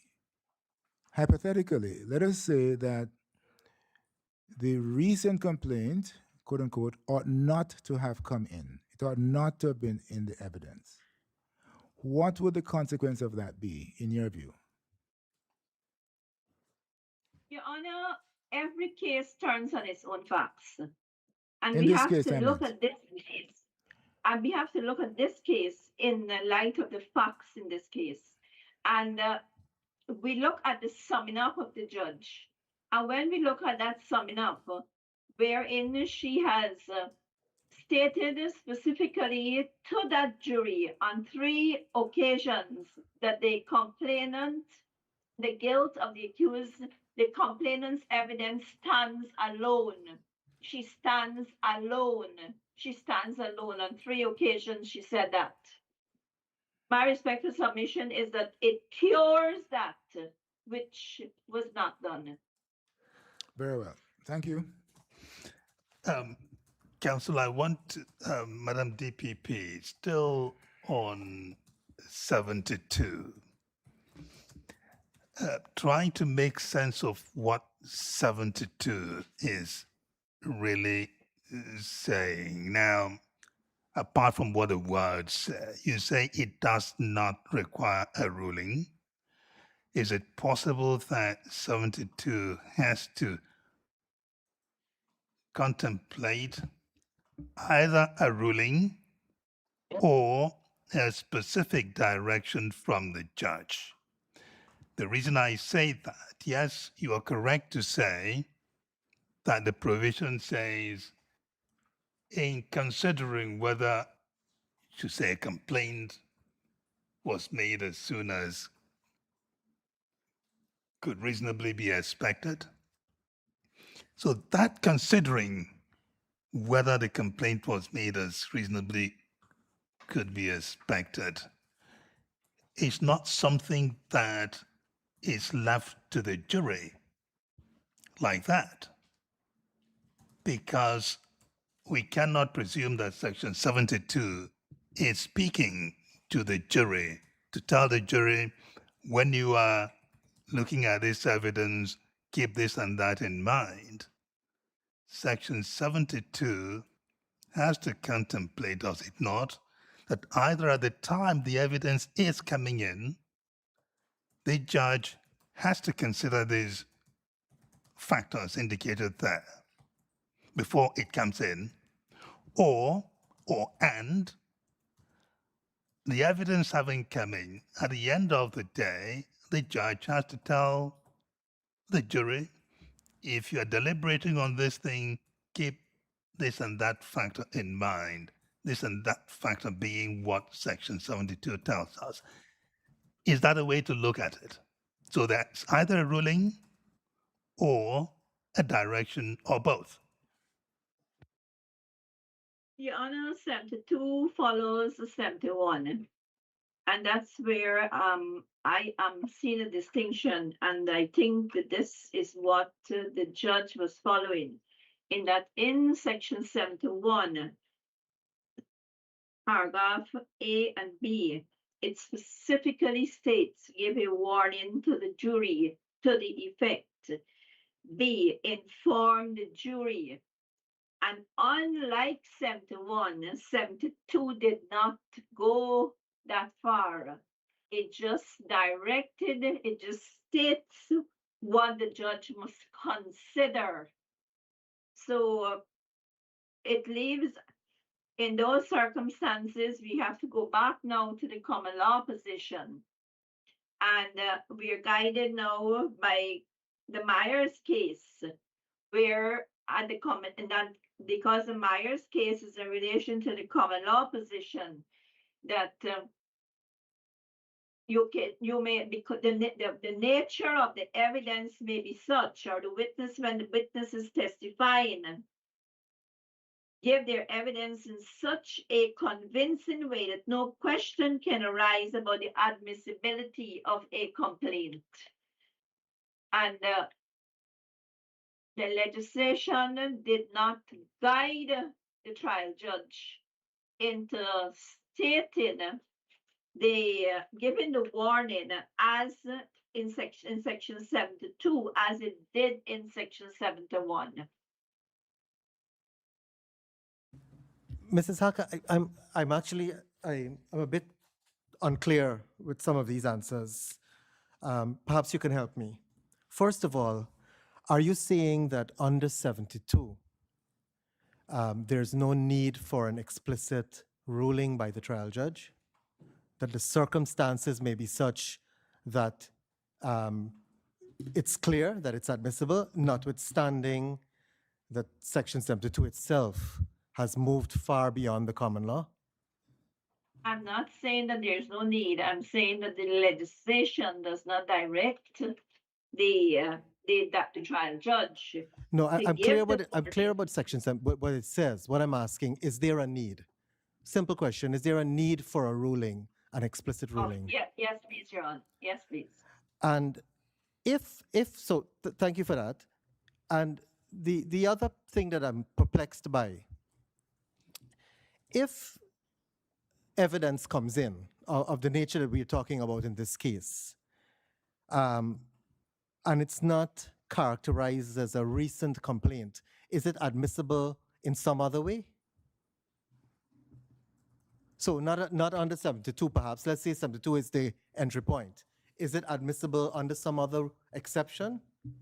Because it's an out of court statement. So would that kind of evidence be admissible under any other rule or exception of evidence? Your Honor, I'm not aware, because the law has specifically stated that the hearsay evidence, that the recent complaint, that hearsay evidence does not go to the truth of it. And Sorry to interrupt. Go ahead, please.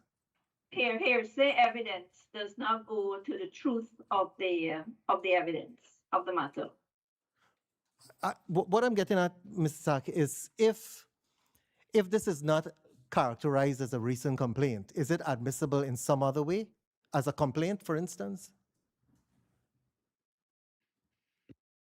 We don't have that legislation here. Okay, thank you.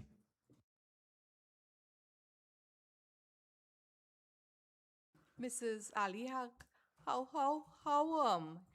you say, I take it that you're saying that in Guyana, such evidence as was given by the headmistress would not go to the truth of the complaint, would not go to the truth of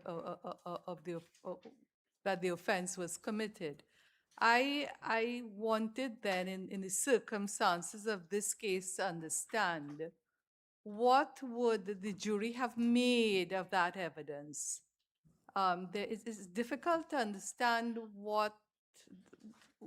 how the trial judge admitted it first, and two, what directions the trial judge gave to the jury so that they could assess this evidence they had heard from the headmistress.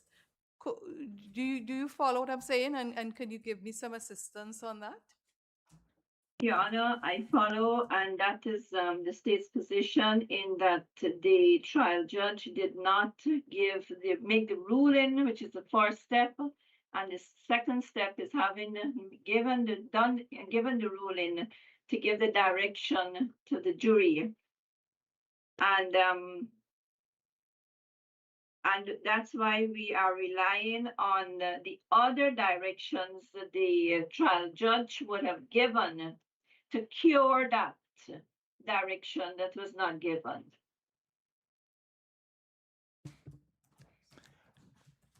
Can you go as far, and you can be bold about this, DPP?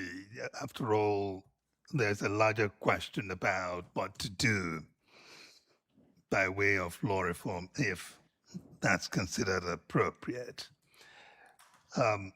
Is it possible that your broader case may be that this sort of evidence should come in the course of a trial without all those traditional common law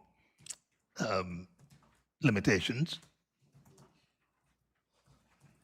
Your Honor, I can see maybe some time down the road, the common law may be developed to that stage, or even maybe legislation being restricted, of course, by the factors as outlined in Section 72, because I don't think it would just go in without any thought or any consideration.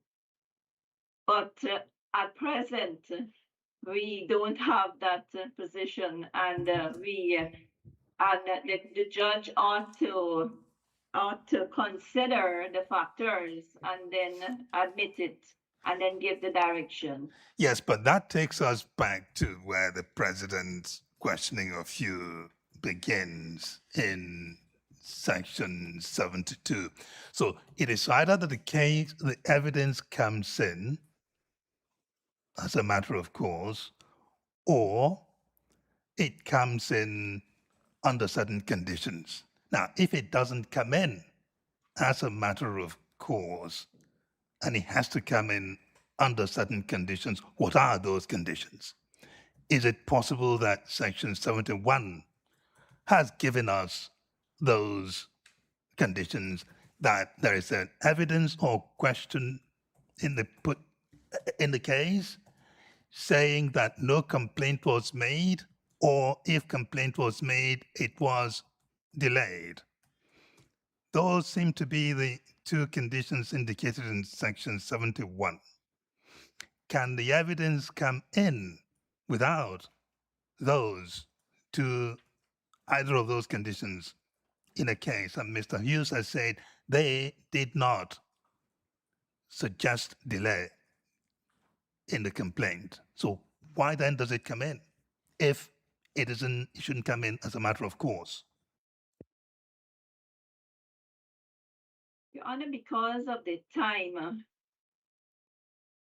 it can be considered a delay pursuant to Section 71. But then that takes us back into Section 72, where the judge, in allowing it, has to consider certain factors before admitting it. Can that evidence of no complaint or delayed complaint, or the question as to no complaint or delayed complaints that Section 71 talks about, can it be evidence or question from the prosecution? Or is it limited to question or evidence of no complaint or delayed complaint coming from the defense? It would be coming from the prosecution, Your Honor, because it's the complainant who would have made the complaint, and she would have made that complaint to a witness. And it's that witness who would be coming to give, well, the complainant will say, I made this complaint to A, and then A, the witness comes to say, this is a complaint I got from the complainant. And what I mean is, assuming evidence or question as to no complaint or delayed complaint, assuming those to be conditions under which previous consistent statement of complainant can come in, would those conditions operate only when the defense triggers those conditions, or can the prosecution say, yes, we can trigger it ourselves by the manner of questions we pose or by the manner of evidence we lead? In which case, it has to be that this kind of evidence can come in anytime because the prosecution can always trigger it. Isn't there a problem there? The evidence comes in the prosecution's case because it will be the prosecution's witness, the complainant, and the prosecution's witness, the witness to whom the complaint was made, that will be testifying to that evidence. Okay, time is going. I would invite us to consider, though, that we need not be hoisted onto a false dilemma. In other words, there is no requirement that any particular piece of information come in as evidence. And if something comes in as evidence, it can be disregarded because it was not properly admitted. So I just wanted to raise that point with you, Madam DPP, that, we don't necessarily need to shoehorn the information given by the headmistress as something that must come in. Because if the rules of evidence do not allow for its entry, then it can't come in. Yeah? Very well. Did you want to move on? I don't know. I think you may have wanted to say something about the actual direction that should have been given, and you think direction given was sufficient. And I'd also like to hear you on the proviso, if you care to speak on that, please. Thanks. Please, Your Honor, I think I went through the evidence in relation to the recent complaint. First, the judge has to take the factors into consideration. Judge has to make the ruling, and the judge must make a note of that. And in the summing up, the judge will direct the jury as to the value of that evidence goes to the consistency of the conduct of the complainant and in relation to her, the evidence that she has testified to in the witness box. And it goes beyond inconsistency in her inconsistency in relation to her not consenting. Now, the non-direction on recent complaint, the respondent's position is that given the circumstances of this case, the directions were not given, but based on the other directions that were given by the trial judge, that was sufficient to have cured that, and I went through that, where she emphasized that the case for the prosecution rests on the evidence only of the complainant. Just to be clear, you agree that the very specific tailored warning originating maybe in the Lilliman case in the 19th century, that tailored warning was not given by the judge in this case. You're saying on the totality of what she said, no harm was done. But you're saying, if I understand you, correct me if I'm wrong, that the specific warning which the common law requires was not given. No, please, Your Honor. The warning was not given. Thank you. And our position is that it was cured because of the warnings that were given in relation to the prosecution's case and the trial judge's emphasis that this VC's evidence is enough. In other words, it was as if this trial judge was telling the jury, disregard all the other witnesses for the prosecution. Only focus on the evidence of the complainant.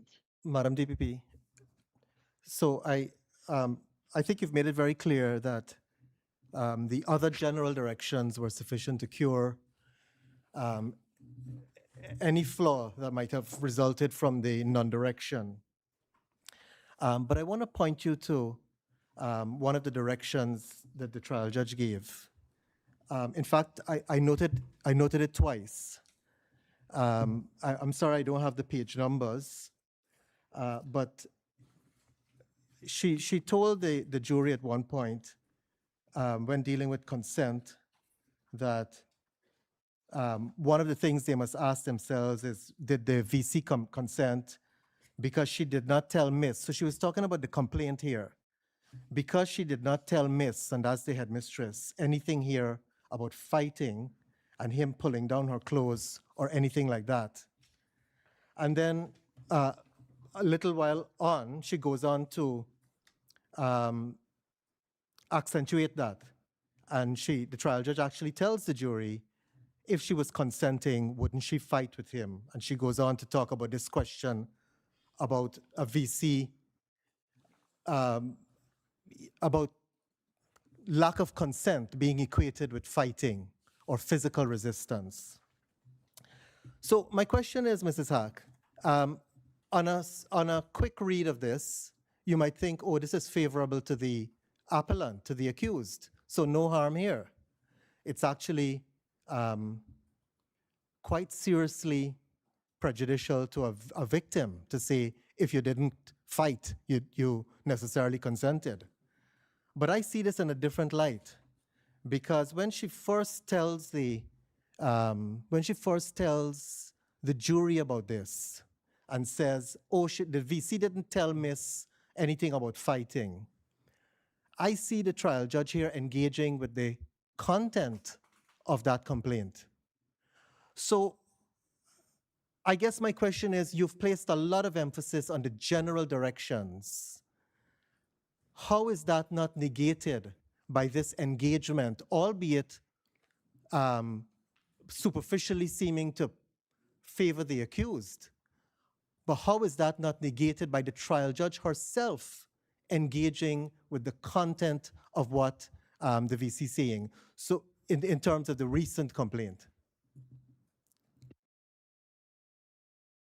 Your Honor, she was at that point looking towards the credibility of the complainant, because at the end of the day, she had to give directions in relation to the evidence that the complainant was given, and she was juxtaposing that now together with when she would have told them that the case stands alone, and I can see her thinking is the case stands alone on this victim's evidence. But this evidence, she brings to their attention that this is what she said, and this is what she said happened. So I think it is in relation to the credibility, her looking at the credibility of the complainant's evidence, because at the end of the day, and she did allude to that in the same directions that I am referring to, because she said she needs no, she can stand alone as long as you believe she is truthful, she is credible. So in light of this direction, it was fair for her to have put that to the jury. That's a nice way of looking at it, Mrs. Hack. But what I'm wondering is, in the absence of any guidance to them on how you treat a complaint or a recent complaint, are these distinctions between credibility and truth are evident to a jury, an unschooled jury? I guess I come back to my question, whether in putting it in these terms where you are engaging with the complaint, does that not magnify the prejudice to the accused ultimately? Shauna, I think I have to go back to my position in that she kept emphasizing on the VC's evidence is enough and she stands alone. I think that in law, she ought to have done what she did there in order to in looking at the credibility issue of the complainant, because at the end of the day, it is the jury has to find that the complainant's evidence is credible and that they believe it, and then they can act on it. Is it possible that that direction that in law she stands alone has its own purpose in contemporary criminal law that doesn't address the issues we are dealing with here? When I say has its own purpose, you remember from a history of criminal law, Sir Matthew Hale saying a woman who complains of sexual violence cannot be believed, so you need to have corroborating evidence. So that generated a rule that says for sexual violence cases, you must have corroboration. The complainant's evidence cannot stand alone. But here she is saying, no, the complainant's evidence does stand alone. That's a different thing, isn't it? In Section 79 of the Sex Offences Act, we have abolished corroboration, and I agree that in the old law, we had to look, there was a direction given in relation to corroboration. She would have given that direction in relation to corroboration, but it also serves the purpose of determining the complainant's credibility. And it serves a further purpose of the jury being directed that the evidence of the verdict of a guilt of the accused will depend on the evidence of the complainant. And in this case, it's the evidence of the complainant alone. So it's serving multiple purposes, you're saying? Yes, please, Your Yes, Honor. we follow. I think we want to hear a little bit on the proviso, if you care to go there, and then I don't Your know whether. Honor, sorry. Yes, Your please. Honors, I looked at cases from the jurisdiction. I looked from the very case from this court in Sealy, and I quote from Mr. Justice Saunders, when he had agreed with the majority verdict of the Chief Justice Gibson, when he had said, had they applied the proviso, then they could have saved the conviction. And he went on, Justice Saunders, in that case to state that he endorsed entirely the views of Chief Justice Simmons when he noted in Gill that the effect of a failure to give a warning has to be evaluated in each case, having regarded to the totality of the evidence. And this has been the premise on which I have been arguing this morning.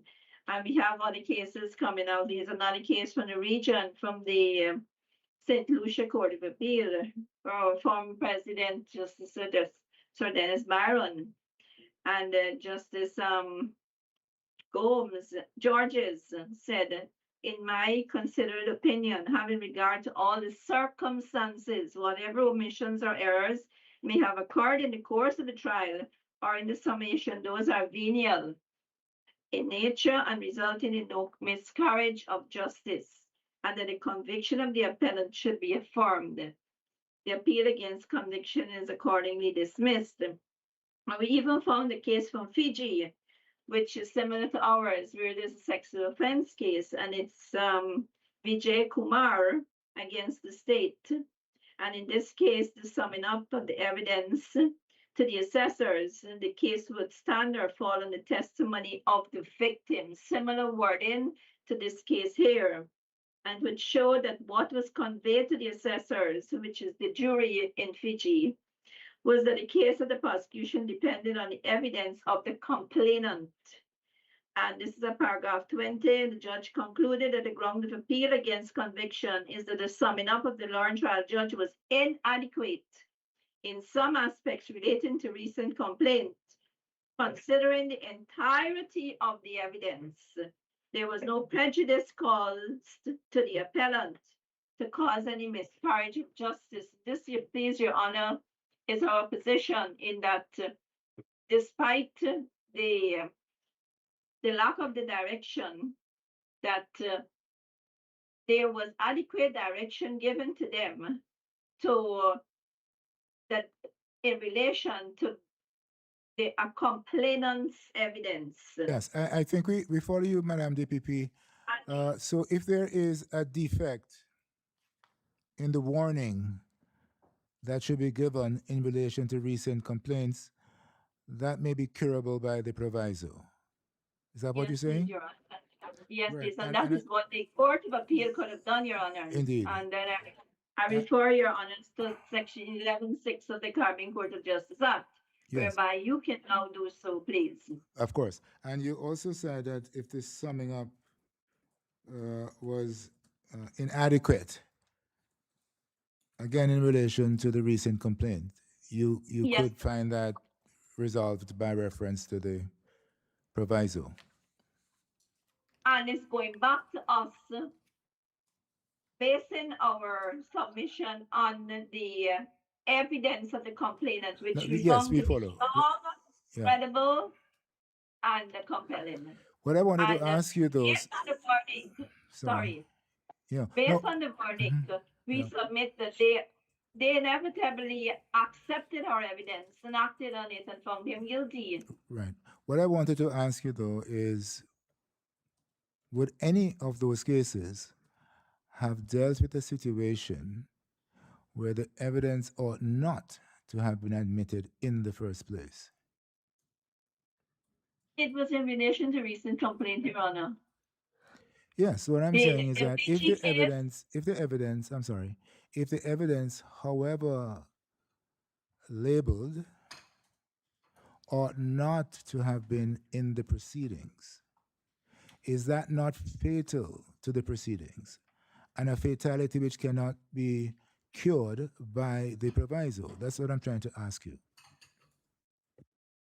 Your Honor, the prosecution, the respondent's position is that this evidence is admissible evidence, and provided that the judge had given the ruling and she'd given the direction, it is admissible evidence. Were to disagree with you And if we were to say, in our view, the evidence is not admissible, could we nevertheless use the proviso to save the conviction? That's what I'm trying to get, please.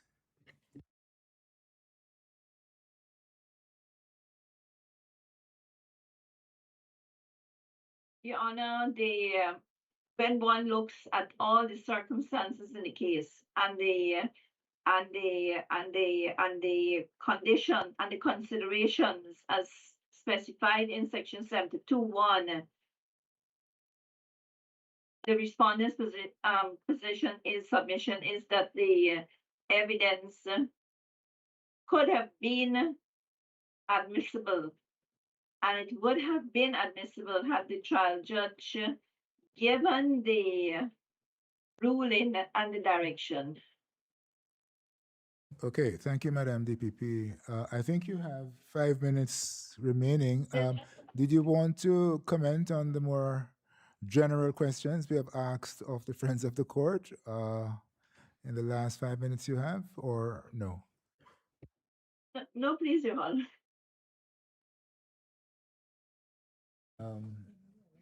Yes, colleagues, any other questions for DPP? Yes, please, Chair. Madam DPP, something occurs to me as I'm listening to your summing up, I nearly said summing up, as in your final remarks just now. And coming back to the point that you make, that in relation to the general directions given by the trial judge, where she urges the jury to act on the evidence of the virtual complainant alone, or only the evidence of the virtual complainant. Do you see a risk, again, I'm just thinking this through, do you see a risk in the absence of the direction that we have all agreed that is absent here? Do you see a risk of a jury thinking, well, this complaint is coming from the VC, therefore it is her evidence and we can act on it?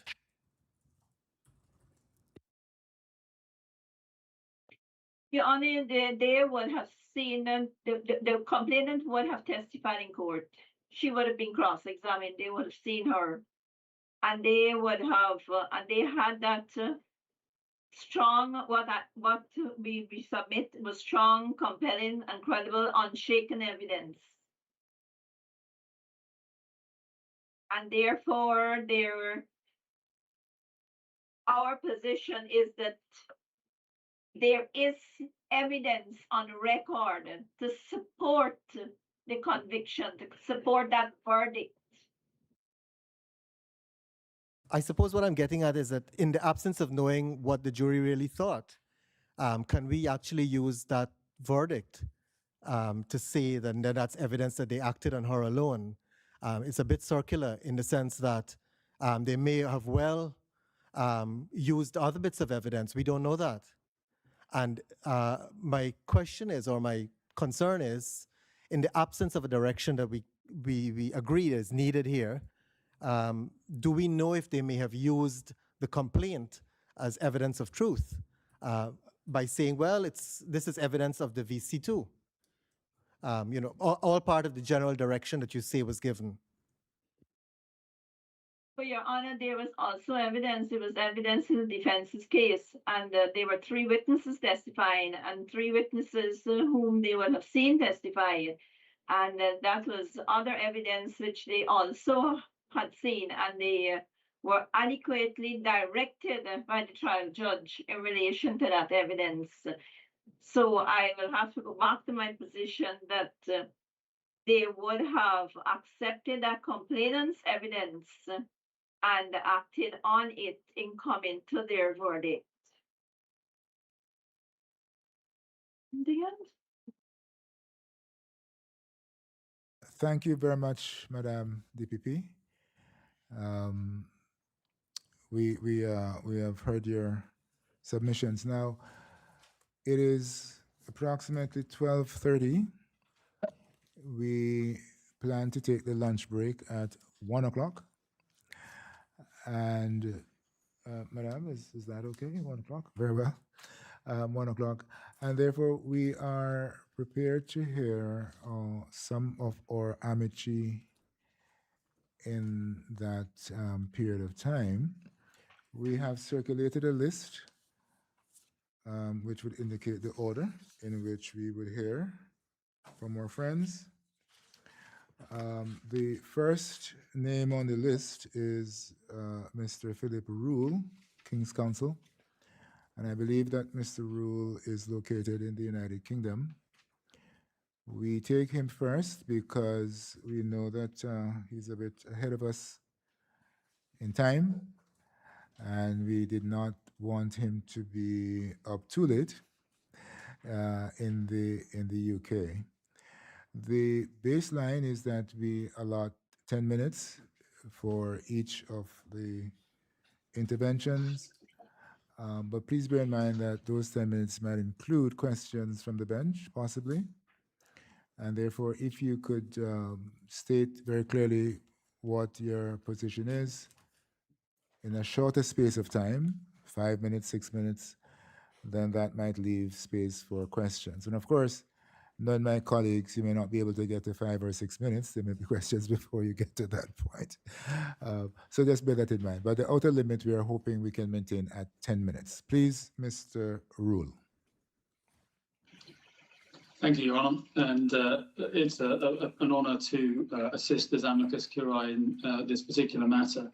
May I just point out, given the number of us who will address you, for my purposes, the written submissions can be found at page 477 onwards of your record.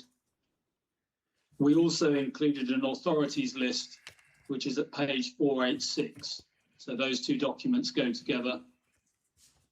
And with great apology for its lateness, this morning, your time, this afternoon, they were here, we finally were able to produce a bundle of the authorities to which we've referred. It may or may not yet have reached members of the court. It's with the registry and it will be available.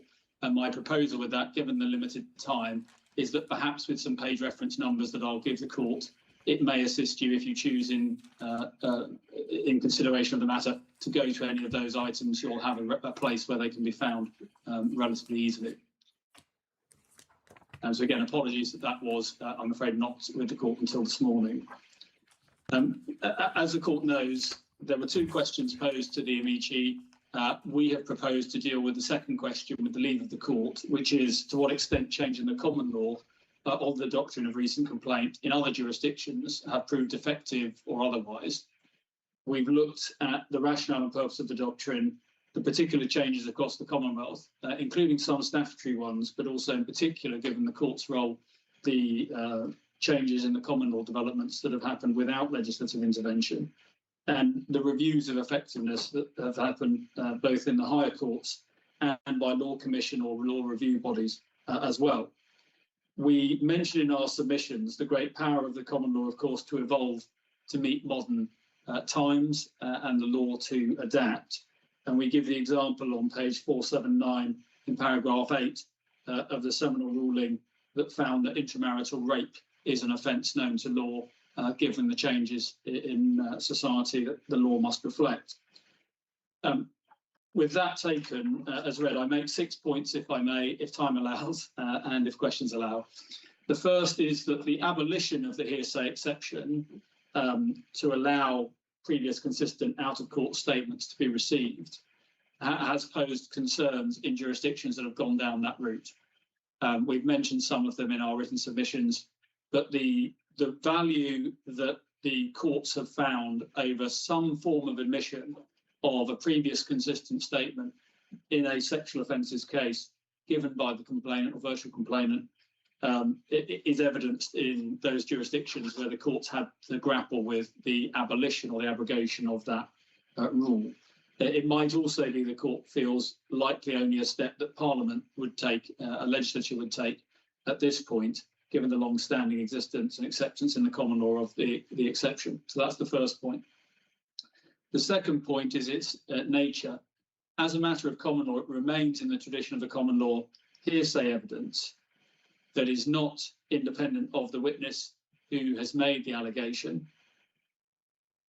It is self-serving evidence of consistency, and it is a repetition of an account out of court, which typically the courts do not wish to have brought into the evidence alongside the account that's being given to the jury. As a matter of what follows from that traditional position, it's never been regarded as independent corroboration in jurisdictions that have in the past required corroboration, nor at common law has it been admissible for truth of its contents. Its specific purpose was to give the jury an insight into consistency or credibility evaluation of the complaints that they receive by virtue of what was said on that previous occasion by the person making the complaint. We've included in the bundle cases that we refer to in the submissions, the Papakosmos and the Queen case from the High Court of Australia, and the Ricardo Green case from Barbados, and the dicta of Sir David Simmons, Chief Justice there, dealing with this anomaly. And I think it was Mr. Justice Jamadar who referred to the myth basis for the doctrine originally, and I think we find similar analysis and similar exposition in that judgment, paragraphs 12 and 13 in particular. For the bundle that you'll receive, that's page 522, tab 11 is that judgment. There was also reference this morning to narrative. In cases of any assistance, there was one example from Canada of a case of Dinardo. That's in our footnote 17. I'm afraid it didn't make it into the authorities bundle, but if it's of any use, it talks about narrative basis there.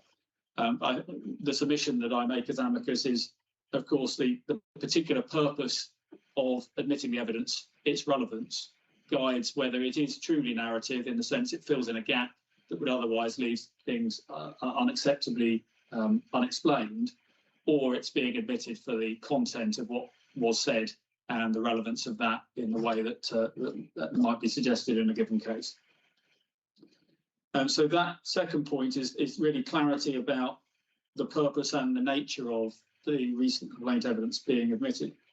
The third point comes more to the substance, which is the admissibility criteria that have applied. And we refer in the written submissions to matters which the court has already raised this morning with the advocates for the parties, the need to reflect with the admissibility criteria that are adopted at common law the modern understanding of genuine victims and their behaviours, and not to rely upon unwarranted assumptions or stereotyping in that way.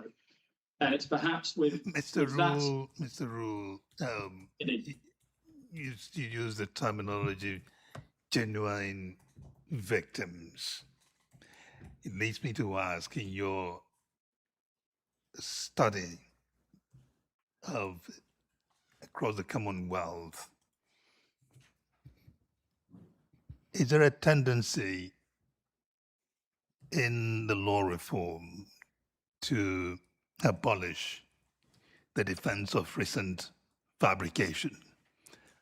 I do not know whether Mr. Nigel Hughes this morning was suggesting that, but I thought I'd ask you, is it still a valid defense that accused persons can raise in cases of sexual violence? Yes, I was going to come to this, but may I address it head on, because the question is obviously extremely pertinent. My submission as amicus is that timing can be relevant.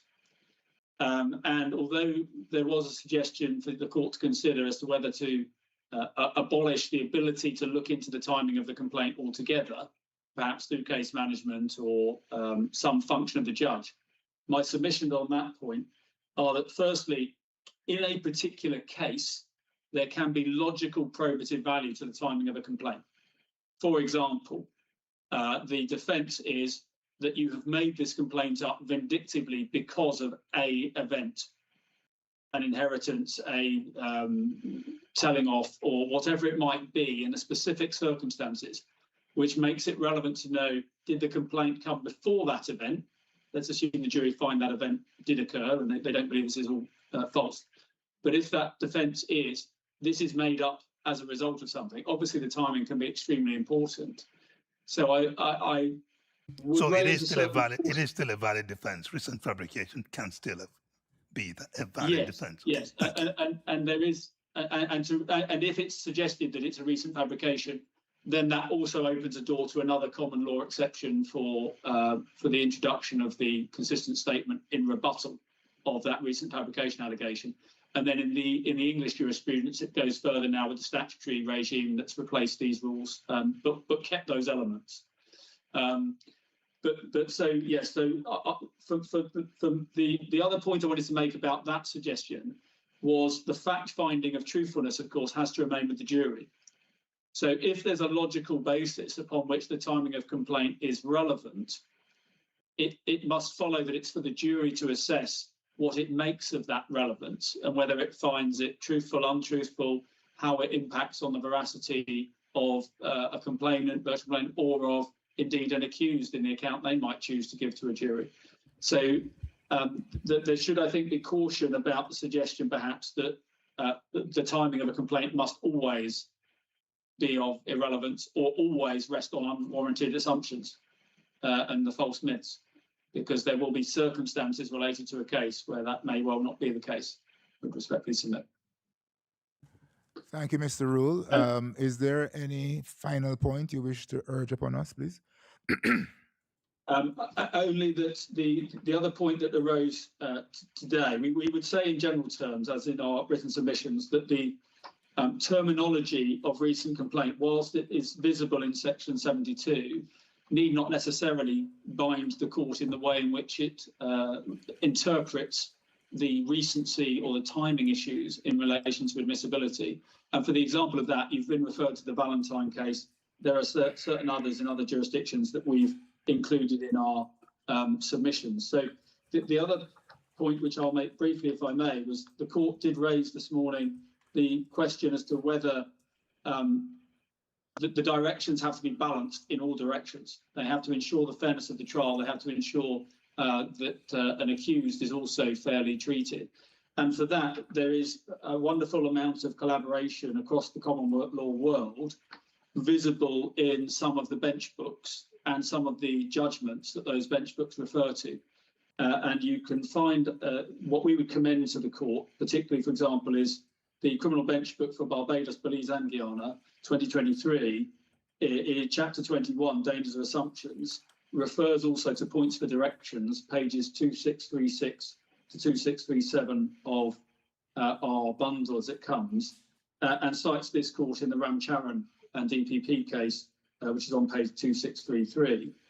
And you then have also the compendium for the English and Welsh Crown Court, which receives reference in some of the other bench books in Caribbean jurisdictions as well, the Guyana example, but also I think the Jamaica or Trinidad bench books also refer.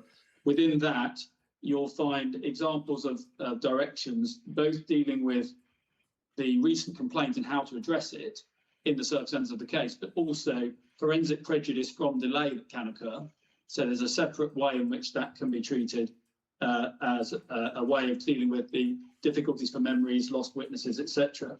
We've referenced Australian codified attempts at that in our submissions. Thank you, Mr. Rule. I think we'll follow the references you have given us. If you would permit just one question from me, however. You indicated earlier, as you understand the rule to be, that at common law, recent complaint can be admitted for limited purposes to bolster credibility, consistency, etc. But in other jurisdictions, there has been reform to allow recent complaint to be used as evidence of the actual offense. Is there any jurisdiction that you're aware of where the common law has been used to make that transition as opposed to the use of legislation through the parliament? The short answer is we have not identified an instance of the common law developing in that way. We did identify alternative exceptions, res gestae, for example, or confessions, where that position has always been different. But so far as recent complaint is concerned, the exception at common law doesn't appear to have evolved into admissibility for the truth of what is stated itself. And that leads to one point which I'll make, if I may, it's in relation to that question, is looking at the law of Guyana. You have page 64 of tab 1 of the authorities when it comes, but section 72 dealing with the timing of complaint obviously is something the court's been talking about. Sections 73 to 76 specifically engage with evidence that will be admitted for the truth of its contents, where a child complainant, as I read it, where a child complainant is not able to give evidence themselves. They've been kept away. And Which so is the a very, not to interrupt you, but it's a very different category that we're speaking of there. I want to thank you very much indeed, Mr. Rule, for being with us, and hope you can stay with us for as long as you're able. Thank you again, sir, for your assistance. We will move on now to the next amicus, Mr. Sancroft. Are you there, sir?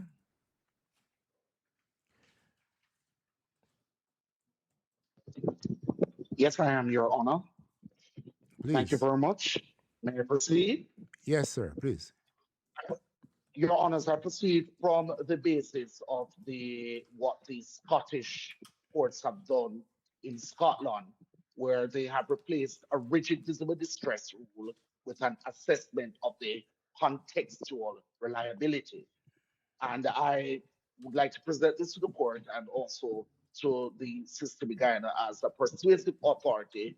So it's not binding, that the Scottish line offers a principled, tested method the court can adapt.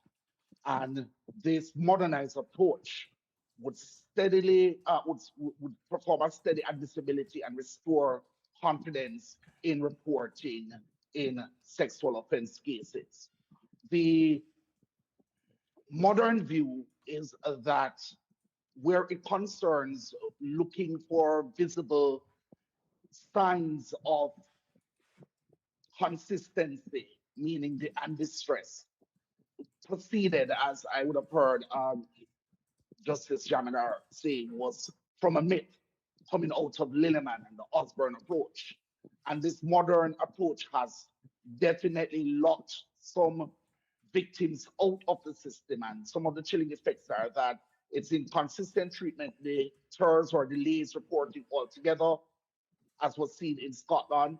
There would have been lost forensics, biological samples, uncollected in time, scene evidence dissipates, fewer witnesses, diminished contemporaneous third-party testimony to corroborate, and weaker prosecutions. Crown Counsel proceeded on circumstantial cases or declined.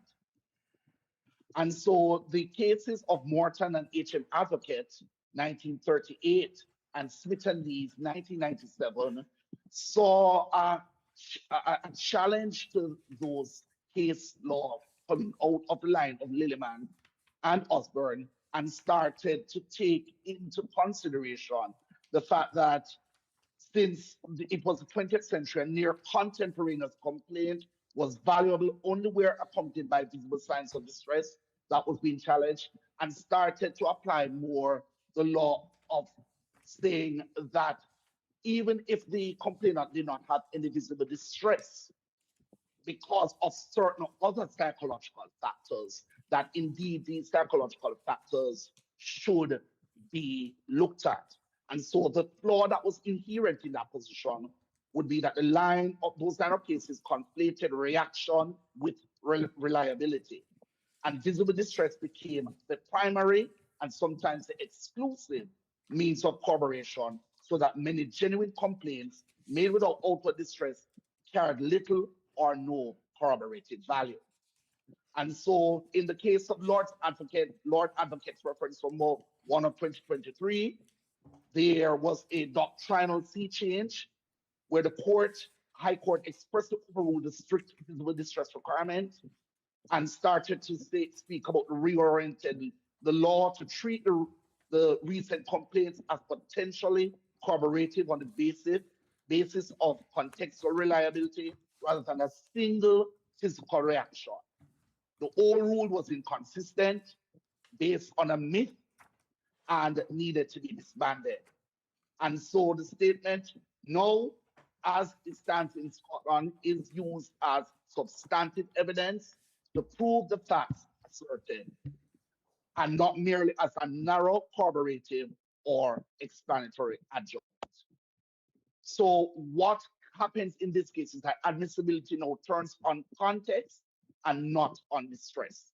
So there's temporal proximity, recipient and setting, spontaneity, motives to fabricate are still a part of it, and corroborative circumstances. So what the court has sought to do is to move away from this visible distress, and that once that premise fails, you look at responses as being heterogeneous, whether their traumatic responses are common, and a necessary distress rule that excludes the truth, which now being looked through a trauma-informed lens. So the principle hearsay exception, fairly policed, its gatekeeping, still maintains the adversarial testing, and it has tailored directions, clear jury directions on the limited role of the statement, why it was admitted despite being hearsay, and the specific factors affecting it, and exclusion where unfair. And so what it now proceeds to is a contextual evidential threshold for the recent complaint. And it admits that there's still a gatekeeping role of the court judiciary, full disclosure, expert evidence, which adds to that, and limiting the directions.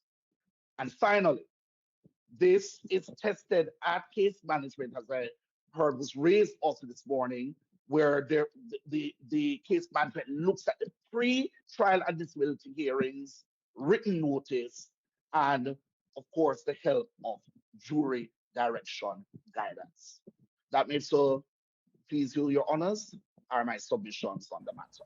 Thank you very much, Mr. Stanford. Now, tell me, in the Scottish jurisprudence, is there any indication that the law there could move from treating the recent complaint as going to consistency and credibility, as opposed to going to the truth of the allegation?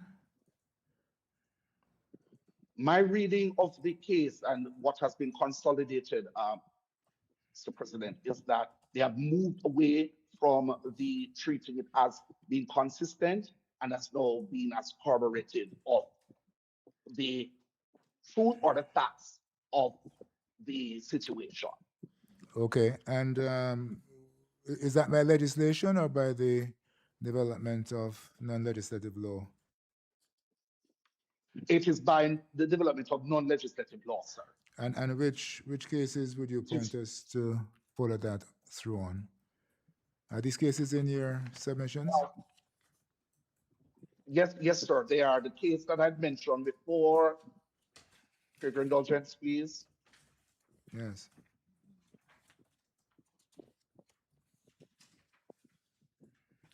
Mr. Sancroft, you also mentioned a very interesting situation, I think to the same effect in South Africa, is that right? That's yes, correct. And the case of Embrace Project. Yes, That my lady. also appears to be saying that given certain circumstances, the statement may be placed before the jury as evidence of the facts asserted. That's correct. Yeah. Do you That's have correct, any lady. information on how that aspect has worked in that place? Lady, that matter was taken all the way to the Constitutional Court, as it was an affront the defense attorneys would have raised to the whole issue of unfairness of the trial. And it was affirmed by the Constitutional Court and has now been finding its way in legislation in South Africa that it is good law. Do you have the legislation for us to have a look at? Your Honor, I could send that to you. That was actually noticed after the fact. Yeah. After I'd already sent in my submission. I see one here, the Criminal Law Sexual Offences Related Matters Amendment Act. That sounds familiar? Yes, sir. That's one of them. Okay. They also have another interpretation that affects it directly. Very well. This is very useful. And you had mentioned a case before my sister pointed you to the South African case. Was there another case from Scotland you said that was also relevant? That's correct, Your Honor. Thanks for that. Lord Advocate's reference, Okay. number 1 of 2023. Yeah, I see it here. Okay. Thank you so much, Mr. Sancroft. Thank you, sir. You're most welcome, Your Honor. Thanks for the honor too. I am instructed that we have time for another. So I think that might be Mr. Franz. Mr. Franz, are you here with us, sir? I'm here, Your Honor. Good afternoon. Good afternoon, sir. May it please the court, I am grateful for the opportunity to address the bench directly. The two questions posed by the court may, in my respectful submission, be answered together. Guyana's framework is an important but incomplete modernization, and the Commonwealth experience shows that reform is most effective when it rejects stereotype, prevents covert cooperation, and preserves attention to demonstrated forensic prejudice. My primary submission is therefore interpretive and not constitutional. I'm not asking the court in this appeal to strike down Section 72. I respectfully submit that Sections 71 and 72 should be interpreted so that recency carries no independent credibility or corroborative value. The contextual factors in Section 72 may assist in explaining delay, but they should not operate as a test of whether a complaint was made soon enough to deserve belief. Prompt complaint is not a proxy for truth. Delayed complaint is not a proxy for falsity. Complaint evidence must not perform corroborative work in substance, and delay becomes less legally significant only where it bears rationally on a live issue or causes demonstrated forensic prejudice to the accused.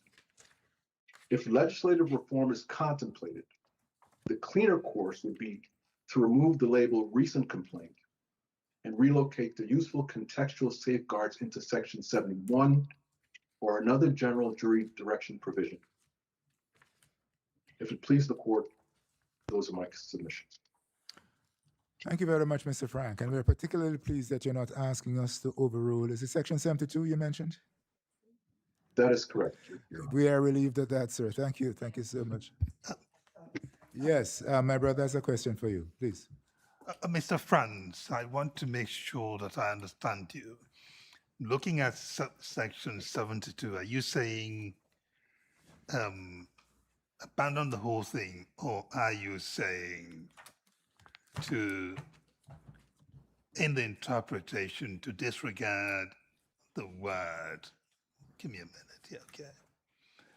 The word occurring in Section 72(1), the adjective recent.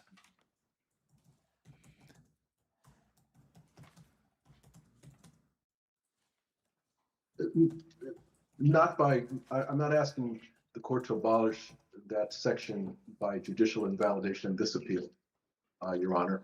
I asked the court to confine Section 72 to a contextual and protective function, and to make clear that recentness or recency has no independent credibility value. You know, whether the section should be repealed or recast is ultimately a matter for legislative reform. All right, thank you. So whilst we are not going to overrule the section, you're suggesting we could interpret it in a way that has that effect, yes? If I may. That is correct, Your Honor. Oh, okay. Sorry. Yes, please. Yeah, Mr. Franz, just picking up from this, and especially since you've given so much thought to these sections, do you think that some of the vagueness that we see in Section 72, I think admitted vagueness about the use of the evidence or the duties of the judge, do you think that this is perhaps deliberate a deliberate style of drafting that perhaps confers a discretion on a court at this point to fill in these gaps?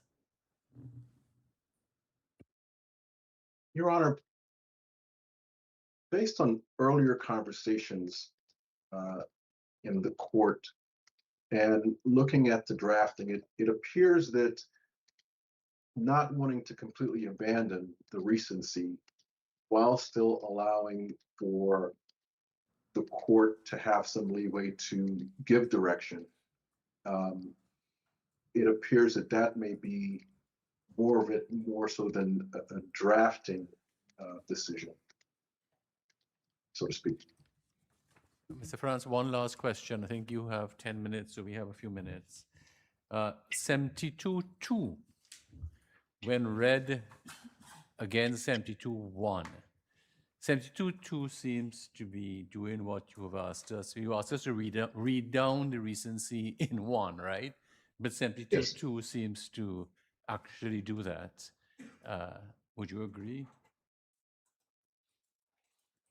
72.2 certainly does that, but it seems to once again revert back to making recency even more prominent. So that your concern is to try and wipe out the idea of recency because of the impact that you spoke of initially, yeah? Pardon me, Your Honor, the network had a little wiggle and I didn't hear the first part of your statement. I'm not sure what you didn't hear. Does 72.2 remove the recency qualification?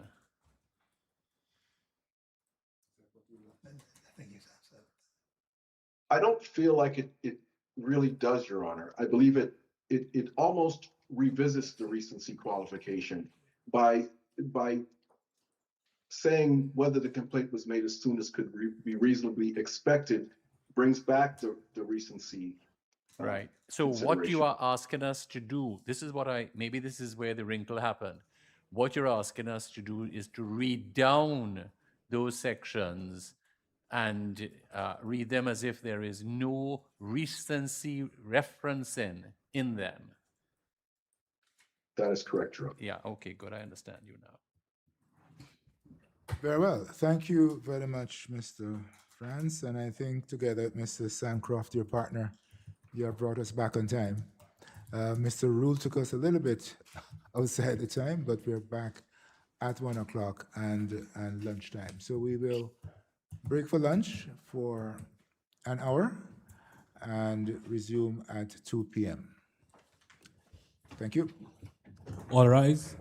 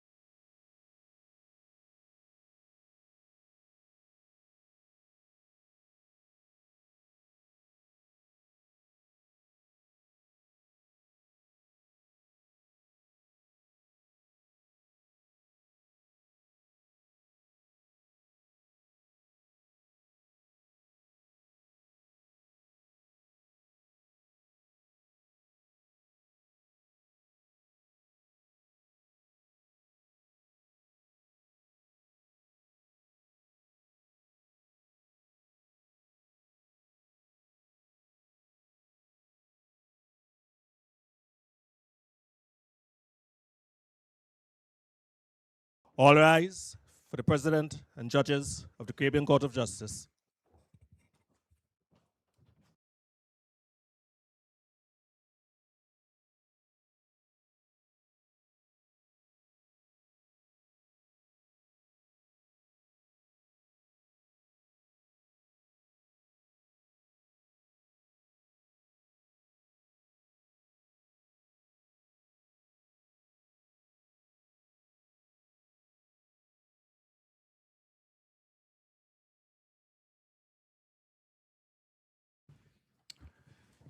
Thank you, Madam Registrar. Court resumes.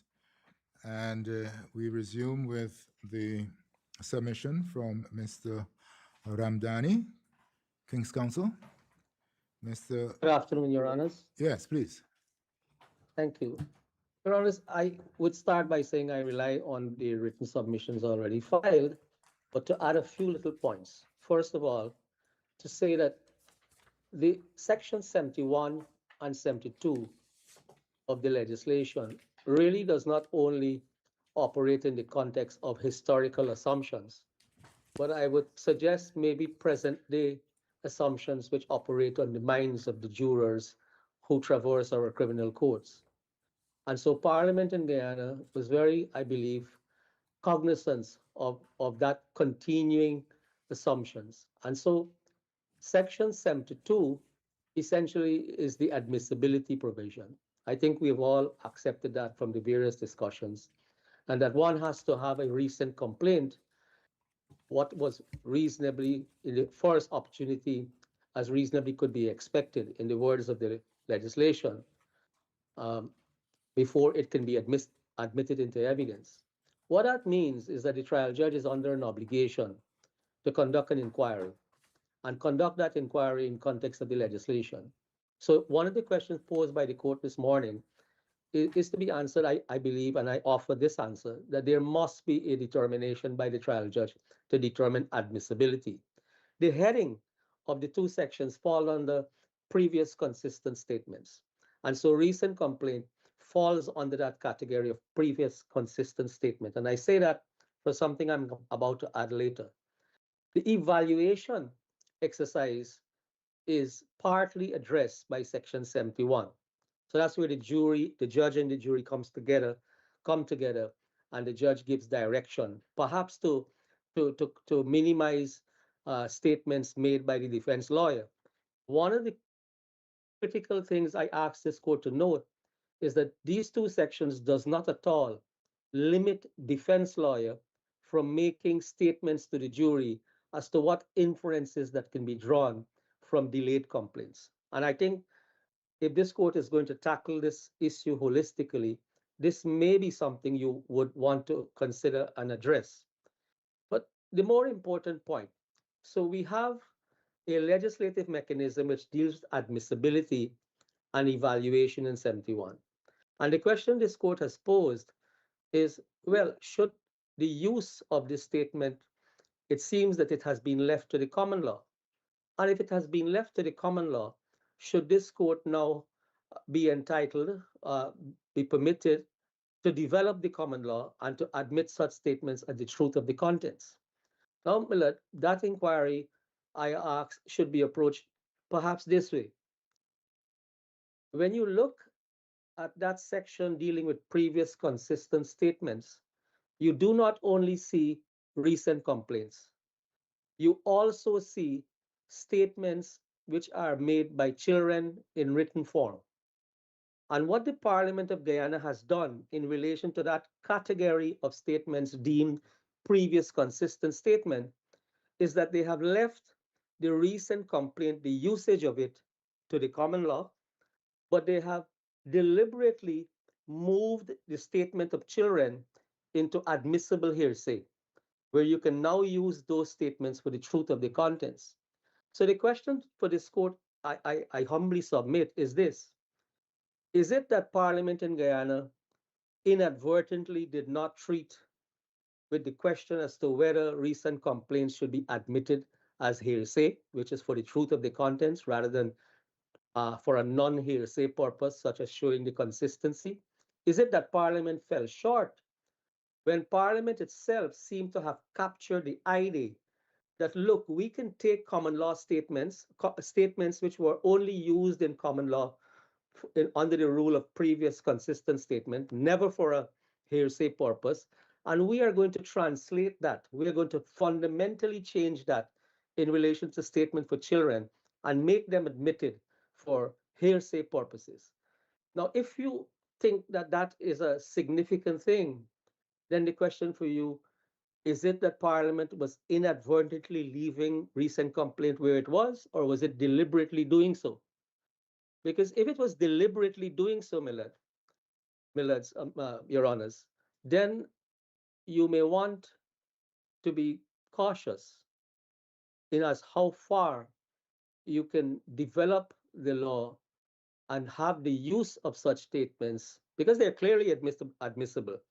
And one of the things that this court can definitely do is to give guidance in relation to how flexible the recent complaint doctrine has now become. In fact, one of the questions I sort of pondered over relates to historical offenses, offenses where people come forward 20 years later and they're making an allegation of a sexual nature.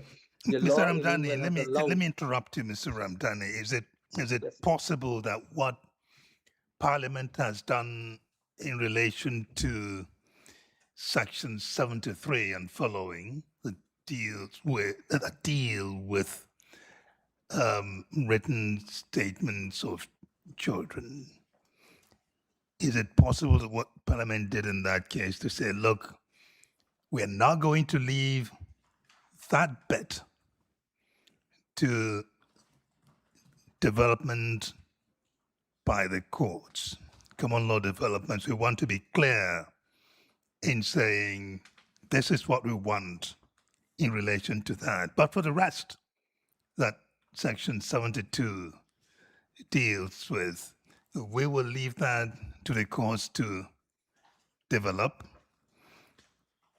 Is that possible? Now, here's a follow-up question because I don't want to hog the microphone. The follow-up question becomes, and I asked this question earlier, assuming that Parliament has done that, look, we will not charge too hard on how the courts develop common law. Is it then possible for the courts in the development of common law to take guidance from what the UK has done in their Section 120 of the Criminal Justice Act of 2003, in the sense of saying, well, if in the UK they've just lifted the limitation, previous consistent statement, not only in sexual violence cases, but in other cases can come in for proof of content, and heavens haven't fallen since then. Maybe it is one way to look at doing justice. Millard, if I were to answer the last question first, the last question would only become relevant if you determine, if you've gotten past the question I posed, which is that, would you consider that the Parliament in Guyana has not acted inadvertently or has not left out treatment of the recent complaint more than they have done? And let me address, in saying that, I think this part is necessary for the answer. In relation to children's statement, when one looks at the regime of children's statement, it was addressing a particular mischief. And the mischief that it was addressing was that children were unable sometimes because of various reasons, and the very fact that they are children, unable to give evidence in court in these kinds of matter, in many kinds of matter where they are the victims. And so the legislators recognize that we are stuck with statements only, and we will never have these children go to court and give evidence. And so Parliament, in its wisdom, decided we were going to take this to the next level. And the next level was that the statements were going to be admitted into evidence and for the truth of the contents. Now, if I have asked this court to conduct an exercise, which is that to examine the entire section dealing with previous consistent statements. And if you believe that Parliament has been inadvertent, left out treated with recent complaint The in a problem is non-holistic the manner. problem is the premise of your question inadvertent. Need it be inadvertent? Because I would suggest to you, Millard, Your Honor, that when you look at the scheme of the previous consistent statement regime, it appears that Parliament was fully conscious that it could allow previous consistent statement into evidence for the truth of the contents, but chose not to go as far as allowing recent complaint for the truth of the contents. Now that, of course, leaves it to a court, but should the court go so far as to I'm sorry, counsel. Why do you say it was left to the court? If the I- parliament I has think I was going to- deliberately, if the parliament has deliberately chosen not to legislate on that point, why is it left to the court? Your Honor, I think I was about to withdraw the way I framed that last statement, because if you come to that conclusion, having regard to the legislation as it is drafted, then this court should be cautious and this court should not cross that line. You use caution, but I would use a stronger word, of course. There are rules by which we seek to ascertain the intention of Parliament. Yes. And would you not advocate that we should abide by those rules rather than by any instincts or subjective feelings we may have about the parliamentary intention? And those rules will allow you, Your Honor, to look at the entire structure and context of previous consistent statement regime that was presented by Parliament. Those will require you to look at it. Those will require you to see that some parts of it went as far as allowing those statements to be admitted for the truth of the contents, and some parts did not. So Parliament was fully conscious that it could do that. Thank you. Thank you. And I suspect that the examination of Hansard might be part of the procedure that would be necessary there. Thank you very much, Mr. Ramdani. Very, very useful, sir. Thank you. I think we move on now to Mr. Raj Kumar, Senior Counsel. Mr. Raj Kumar, are you there? Yep. I am indeed, Mr. President. Thank you very much for the opportunity. May I begin by saying I helpfully adopt the submissions that have gone before by my other friends who are friends of the court. Yes. And I point out that my submissions, my lord, are found at page 490 of the bundle.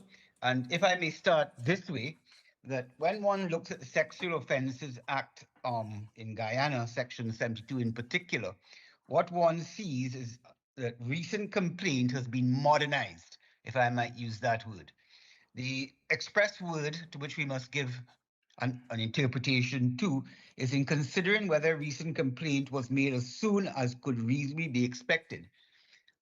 At that stage, the Guyanese legislation has moved away from the hue and cry basis found in Lilliman and Osborne.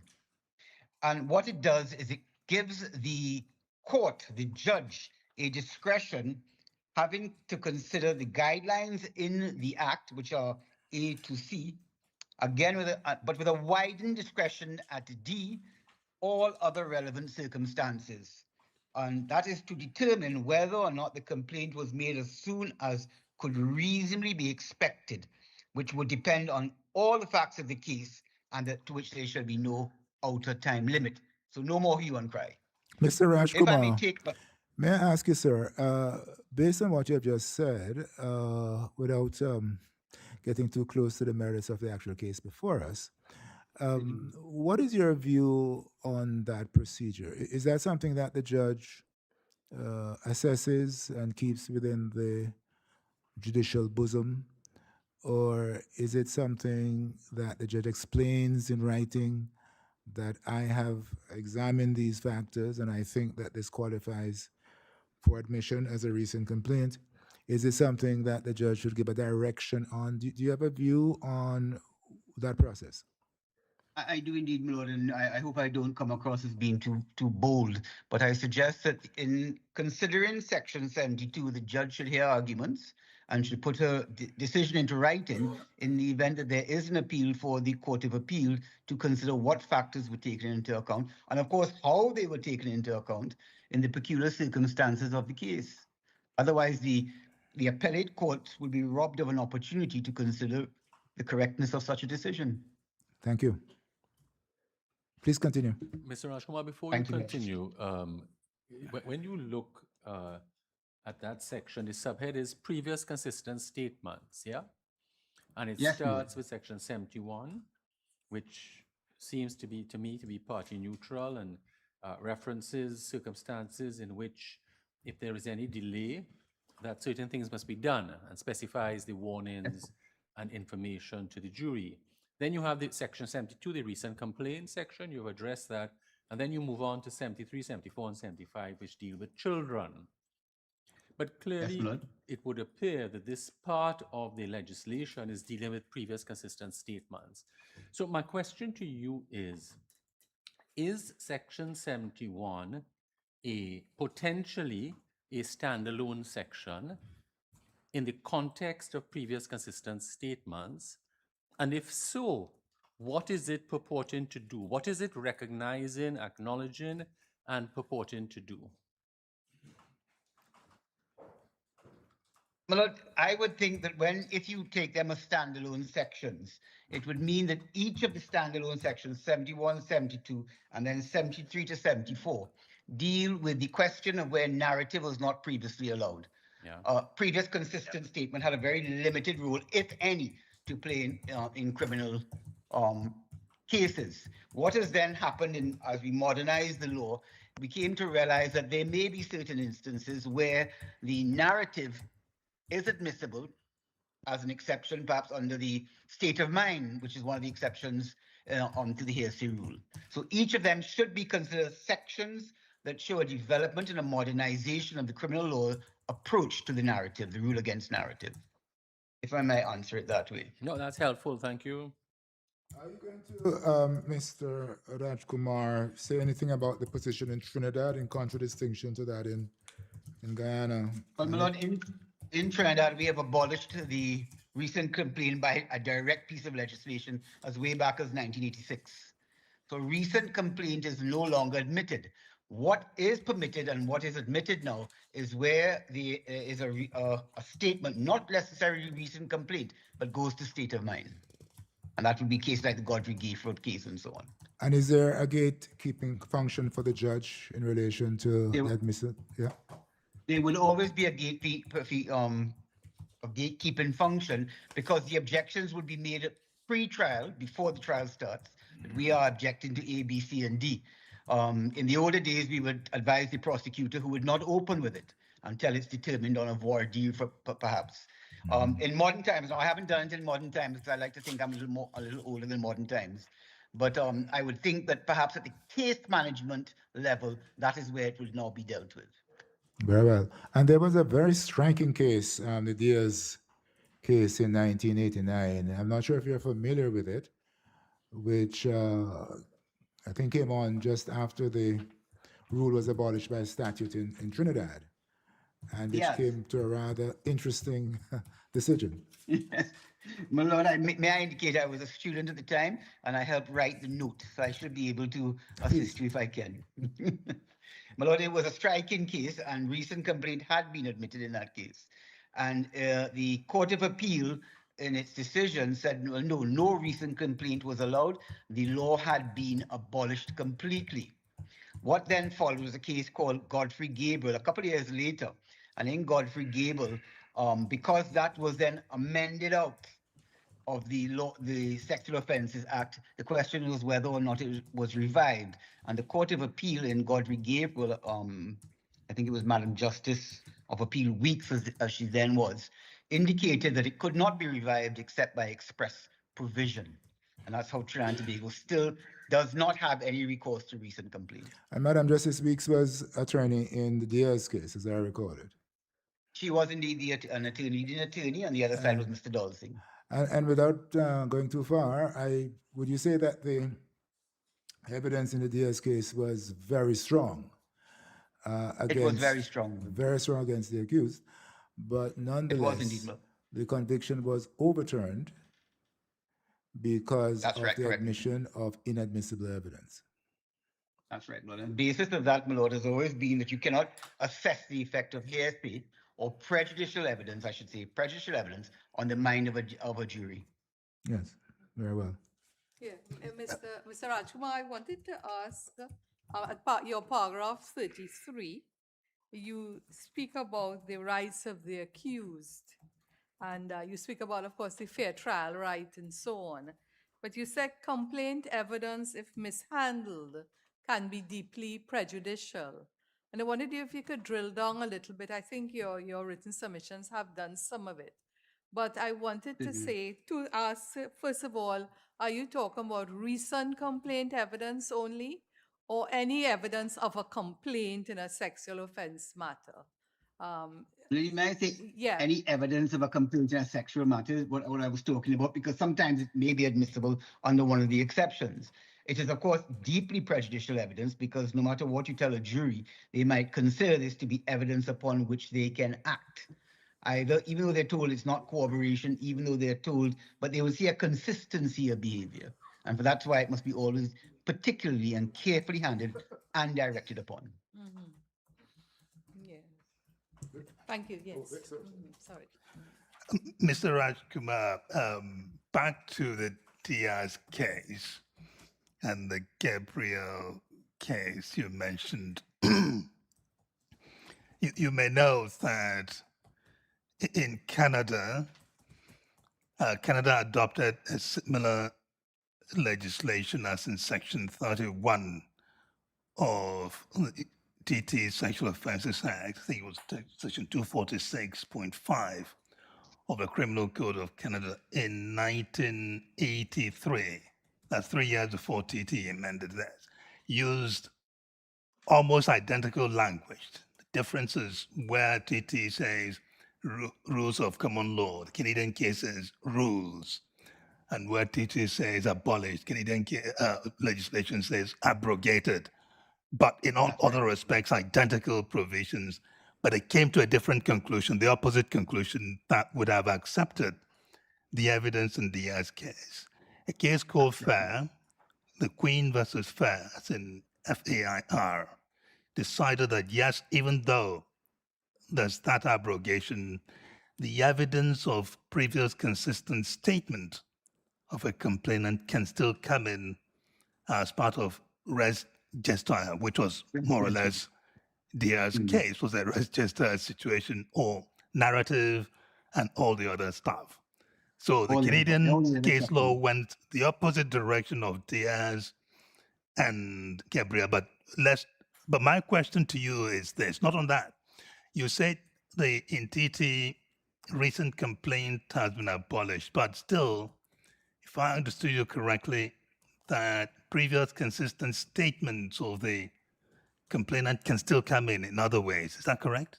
Did I hear you? In other ways, yes. In other ways. Come in under the res gestae exception. Thank you. Under the exception to state of mind, yes.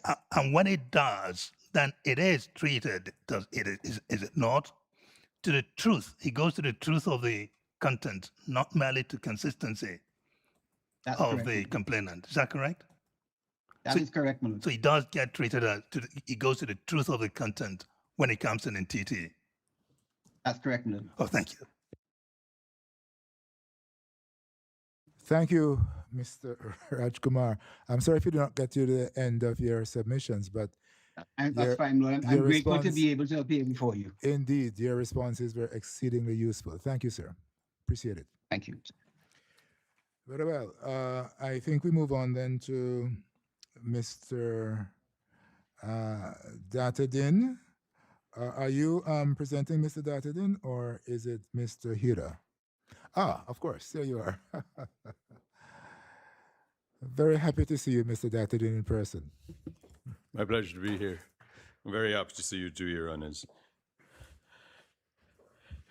Good afternoon, Judge. Your Honors, our submissions are at page 789 going onwards. And if I may respectfully just start with the simple parts.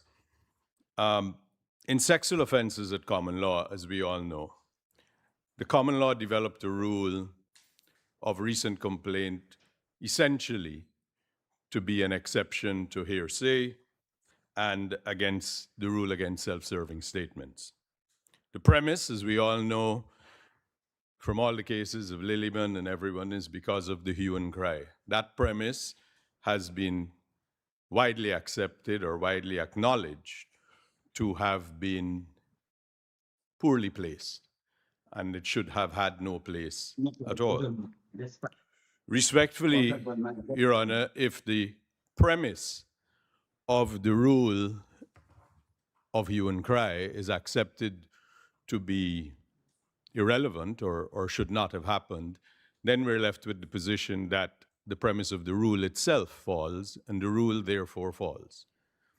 What has happened in Guyana with the Sexual Offences Act is Section 72 has set about to put a regime, if you like, or a mechanism in place for the admissibility of any complaint, which is why I respectfully submit, and in practice in the courts in Guyana, it has always been the position that perhaps using the label recent complaint with it might not be conducive to what it tries to affect. But what it does allow the court to consider, because there would be three things that would be necessary. One would have to be admissibility, for which there should be a hearing and a judge should make a determination.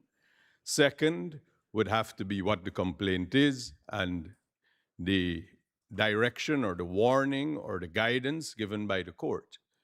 And thirdly, I would add that the important part of any warning, which would be a subset of two really, is that it must be made clear that the complaint itself is not evidence of the truth of what it says. But admissibility is now encompassed in Guyana in Section 72. There is no other realm that should be applied for the admissibility of a complaint. I didn't hear the word. There's no other. There should be no other mechanism, or there should be avenue. Yes. no other avenue Yes. that should be applied when it comes to considering the admissibility of the complaint. Section 72, and within the four corners of 72, is where it should lie. And Section 72 is wide enough, Your Honors, as we would have seen. It says that we could the court can take into consideration the circumstances, the nature of the relationship, and, of course, any other relevant circumstance. So it's no longer pinned to what we understood recent complaint to be. It simply is whether a complaint was made. Now, that, respectfully, is where the law would be if we take out hue and cry. What do we do and how do we address the complaint? And Section 72 provides a mechanism that a judge who is faced with a complaint, whether it's recent, otherwise, whatever you say, when he's faced with a complaint, before he admits that complaint into evidence, he should make a determination that the complaint, considering all of the factors which are set out, that he should consider, including any other relevant factors that he thinks, he should then make a determination to admit or reject. So are you agreeing with Mr. Raj Kumar that there should be a process whereby the judge makes that determination? Absolutely, Your Honor. Okay. And that admission would in itself, as would be any issue in law, that any evidence that is admitted before a jury, a judge must give directions. Now, there is one unique position. Mr. Dattadin, please, Sorry. before you continue, I just wanted to be clear on something. You said the issue of recency is no longer featuring. I hope I'm understanding you correctly in Section 72, and that section now governs the admissibility of complaints, period. Yes, respectfully, Your Honor. But I still see the issue of timing still featuring in Section 72, because what the judge is called on to determine by Section 72 is the issue of whether the complaint was made as soon as could be reasonably expected. I do understand that there is no outer time limit, there is no use of language like first opportunity, but there is still imbued in that provision the Well, issue of timing. I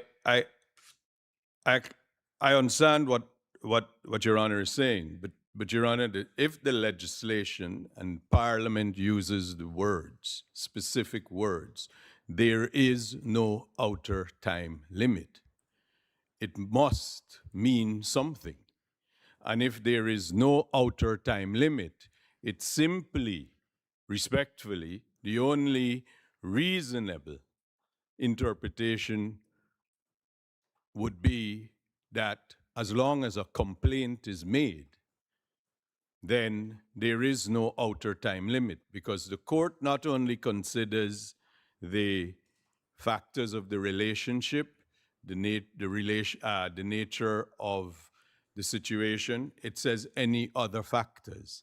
So the court now has the power within its hands to take from or to take evidence at voir dire, at a hearing of the admissibility, to take into consideration all that is being said or all that is being raised in relation to this complaint.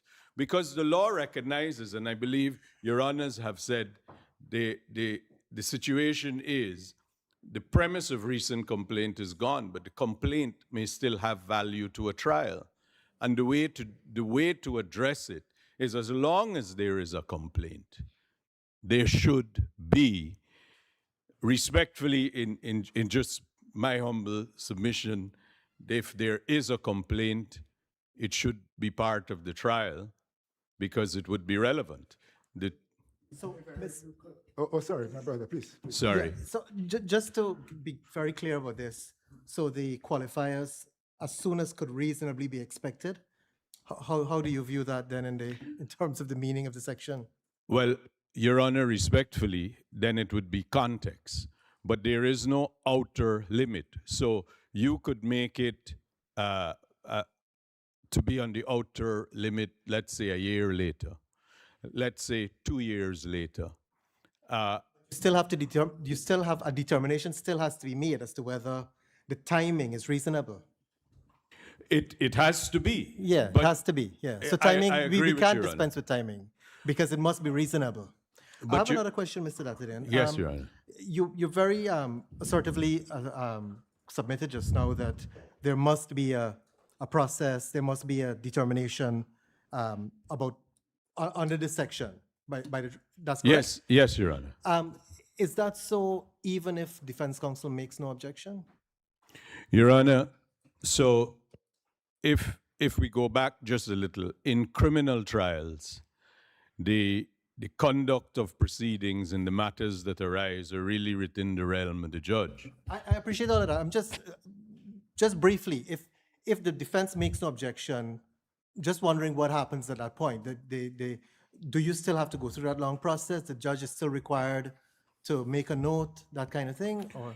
Well, I realized this morning, because we didn't have all of the record, I realized it would be, and I don't want to step on toes, but if I speak for myself, respectfully, Your Honor, I think that if there is no objection as to the specific admissibility, then the evidence would go in.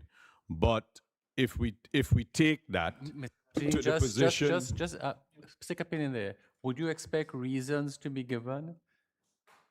Remember, you have a construct. Admissibility should be a reasons, and so. Yes. So this evidence is being led. There's no objection. There is some questioning about it. Would you expect reasons? Yes, please, Your Honor. No, and the reason would be that there is, or I'm not saying it would be, but it could be that there has been no objection to the evidence. That could be the reason. It is, but Your Honor, in the time that we are, where everything is recorded and there are transcripts for everything, it would be fairly straightforward as a. The court shall satisfy itself Absolutely. that these factors are satisfied. So I would have thought that's a responsibility on the court. Yes, Your I Honor. wanted to go back, though, to what you said at the beginning, because in relation to my sister, you said, I think you conceded to her point that you'd use the issue of recency, but I thought you had said that the section does away with the hue and cry Yes, Your Honor. of the layman and so on. And this is attempting to make sure that the scales of justice are even. Yes, Your Honor. See, if you have somebody, and we know, of course, that this is a problem that many, unfortunately, women do not report these kinds of incidents as soon as they should or could because of all kinds of societal issues and so on. I am accepting that one of the solutions to that is public education. Yes, Your Honor. Because I believe it ought to be clear that the woman is not at fault in any way. And, you should not feel that you cannot report something which has happened to you, which you're not comfortable with. Now, that's going to take a long time, clearly. And our parents as well need to be informed that take your children, girls, boys, seriously about what they are saying to you. Absolutely. And I think that would help, you see, because we are going around on the papers, but really and truly, what would help us in this situation is where we have forensic evidence, where we have digital evidence, DNA, right? These kinds of paper things that we're talking about, useful, but we want to make sure we get the right people. Yes. And to get the right people, the sooner the thing is reported, the better. Because then the police can do the kind of investigative work that they need to do. And we make sure that the right person who has committed the offense is held accountable. So the way I see it is that what 72 does is to give the judge an opportunity to weigh the rights of the VC against the rights of the accused and say, well, in the circumstances of the case, including the time that it has taken to report the thing, is this thing something that should be admitted into the trial? What do you think? I think so, Your Honor. Section 72, I would respectfully put it this way. It is to give the judge the powers without handcuffing him because the discretion that should be exercised by a judge should be to meet the needs of both sides, of both sides and the case. If I could just respectfully. 2 minutes. Yes, Justice Bulkan, I believe that the admissibility should happen, but I could tell you honestly what has been troubling me. Confession statements, which are a big thing in Guyana, and whether or not there's been a lot of ruling about even whether the defense objects or not. If it is a confession on the record, the judge must make a ruling and a finding. I guess sometimes what happens is if there is no objection, then there's no voir dire about it. But there still has to be a formal thing. And I don't know that these two can be equated, but it's the only thing I can think of that is equivalent, not equal, but equivalent Mr. Datade. in terms of the admissibility of how it would go if defense doesn't object. And then 71 says, as long as it arises, whether given in the evidence or whether it comes from a question or any other way, which is the last part of 71. So even if you mention it as an inference, as long as the issue of the complaint arises, then I believe, respectfully, 71 mandates that the direction should be given to the jury. The one part that, if I could suggest, Your Honors, that the one thing that they should include is that they must make the equivalency that it is not evidence of the facts of what it is, or evidence of the truth of it, but it is evidence only of the complaint. Mr. Datade, in 1 second, please. Yes, Your Honor. Is it possible that we're reading too much into Section 72, something that is not really there? is it possible, and this Mr. Hughes can also deal with it in his reply. It looks like we're assuming that Section 72 involves admission of stuff into evidence. Pardon me? It looks like the assumption is that Section 72 assumes that there is material being admitted into evidence, into the case. Or is it possible that all that Section 72 is doing is trying to deal with a feature of a case in the sense of a suggestion being made that the complaint was not made soon enough? And Section 72 is saying, if that engages in a case, judge, you must protect against certain impurities coming in. It's not about impurity about the evidence, but impurity of these stereotypes we've been talking about all along. There is nothing in Section 72 that talks about admission of evidence. Respectfully, Your Honor, I think Section 72 is intended to be the admissibility and the factors to be considered. So how do you read that into it? Can you read it into the text? I'm trying to see where it says that. Your Honor, it says, in considering whether a recent complaint was made as soon as reasonably to be expected, the court should consider the following things. Yes, it's about whether or not... it would be complaint.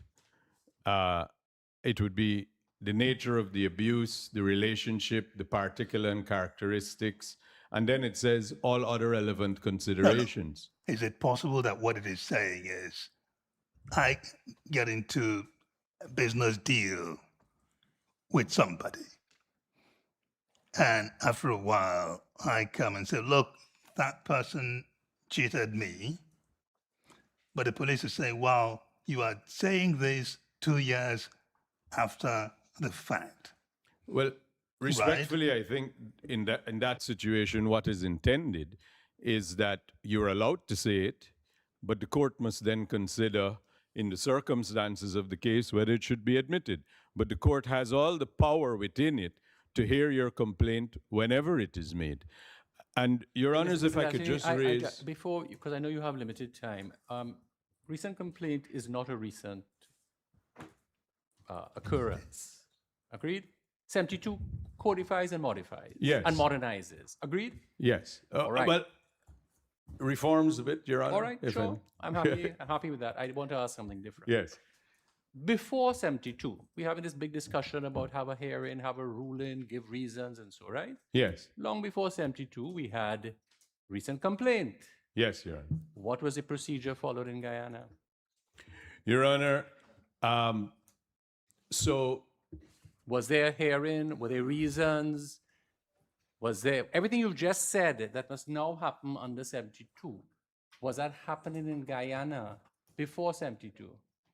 Your Honor, to the best of my knowledge, I don't know that there were any voir dires held. Well, I'm not limited it to voir dires. You said as a minimum under 72, because it deals with recent complaints, you and I didn't get an opportunity, Mr. Rajkumar said the same thing. You must have as a minimum certain things, right? Yes, Your Honor. My system has stuck a little bit. I don't know why. There should be a ruling, etc., etc. I'm just trying to find out, because this is not some new thing that they brought into the law. Your Honor, I don't know that it was happening. As far as I am aware personally, no, it did not happen. No, not in Guyana. No. Are you aware where before codification, this formalized process that you have demanded should happen was happening anywhere else in the Commonwealth on this recent complaint? How did recent complaint evidence come in historically? What happened? You have 1 minute to answer that question. Yes, Your Honor. We know there was no process in Guyana before. That much you have on the record. Yes. Well, Your Honor, to my knowledge, there would have had to have been a court deciding that it was admissible evidence. And it was admitted with reasons. It should be. All right. You have 5 seconds. Would you undertake to send us the cases which show the reasons, such examples from Guyana for us, please? I would appreciate with that. Reasons, Your Honor? You said there must be reasons. Recent complaint is not new. Therefore, I assume what were the minimum standards were being followed before. I just want the evidence Your of Honor, I it. couldn't tell you any in Guyana that had reasons. I see, okay. Your All right. Honor, before I go, I sent a copy to the court yesterday, and I apologize for the lateness. This section 72 is there's a bill in Parliament about its amendment. And if I could just put it up, it says, it's not yet law, it's gone to select committee. That's the January 2026 bill? No, this is May 2026. Yeah. January 2026 is if it says in determine admissibility under section 72, the court should consider that the complaint consisted of a statement made by the complainant that would tend to negate an adverse inference regarding the victim's credibility, and B, was made without being influenced by duress, leading, or intimidating questions. So this is the direction You're going in which the law, well, it's not yet passed, Your Honor. Understood. Do we have that from you? Your Honor, I sent it, yes. Wonderful. It is still a bill and not quite law. Well, Yes. it's not quite law, not law. Thank you. It is only a bill, and I think it's scheduled, it's on the order paper on Monday. Okay, wonderful. Next Wonderful. Monday. I am sure we will keep up to date with the progress of the bill. Thank you very much, Mr. Daffy. Thank you very much, Your Honor. It's always Very a much so. pleasure. Yes, Your Honor. Because I looked at this, that is codifying. Would you agree Yes. that is not adding anything new? Those two requirements are simply a codification of the law? Your Honor, that's my personal view, but I believe right, there is an explanatory memorandum No, that no, differs I'm just from asking me. you what is your view, because I've read it. Yes. And it seems to me that those two additional requirements are just bringing the statute up to date with the common law principles. I am of that view too, Your Honor, Well, but there is thank an you. explanatory memorandum that is slightly different. Yeah. Thank you very much, Your Thank you Honor. very much, Mr. Daddy. Thank you very much, Judge. Okay, now the guillotine comes down at 3:30, and that is per my sister, Justice Chantel Onaniwu. And therefore, we need to hear from our two remaining friends of the court and then to have the reply by that time. Miss Cindy Clark, are you in court, ma'am, and are you ready to proceed? Yes, sure. Thank you. Good afternoon. May it please the court. Bermuda has been granted the opportunity to address this court, specifically in relation to the question on how the changes in law relating to recent complaint have been effective. Our submissions can be found in the record from page 797 to 804. And what we hope to provide this honorable court is assistance from a practitioner's perspective. Bermuda abolished or abrogated the rules against recent complaint in 1993. I myself have never practiced under the doctrine, so I can speak to how it works, what the judicial directions are, how the cases fare still to defendants. I can hopefully provide the court with that level of assistance. We say there. If I may jump the gun, sorry. Now, Bermuda abolished it, but previous consistent statements of victims can still come in. Is that correct? Yes. And when they come in, do they go to the truth of the content? They do not. They do not. Okay. They do not. And we did provide an authority called AB, which is actually at page 1038 of your record, which lays out the circumstances when those previous consistent statements can be admissible. Okay. So I was saying that there were four principal respects upon which we say the reform has been effective. The first, as many of my colleagues have said before me, it removes an outdated and discriminatory doctrine, which is placed on the credibility of sexual complainants when they are to be assessed.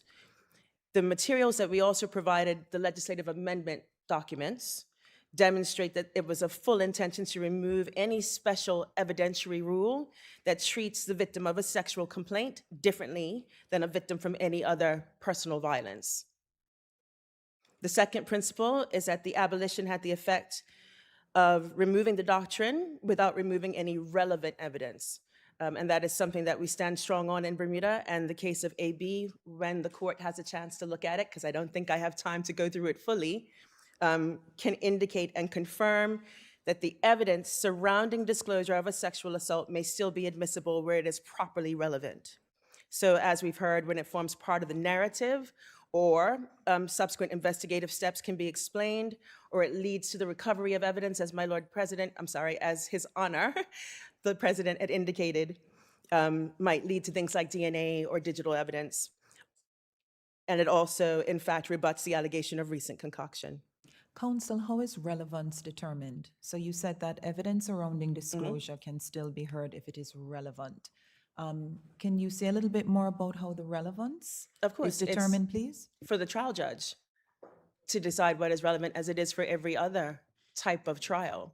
What Bermuda has done by abrogating it is literally bringing sexual assault cases to the same level as every other serious offense. And the ordinary principles of relevance apply. Yeah, we heard from some of your colleagues a short while ago about what is required when the trial judge allows evidence in. Is that something that you have in Bermuda, that the judge will have some sort of hearing or case management, matters considered? Is there voir dire? And then, of course, the question that came up several times, that will that judge then put reasons down? Right.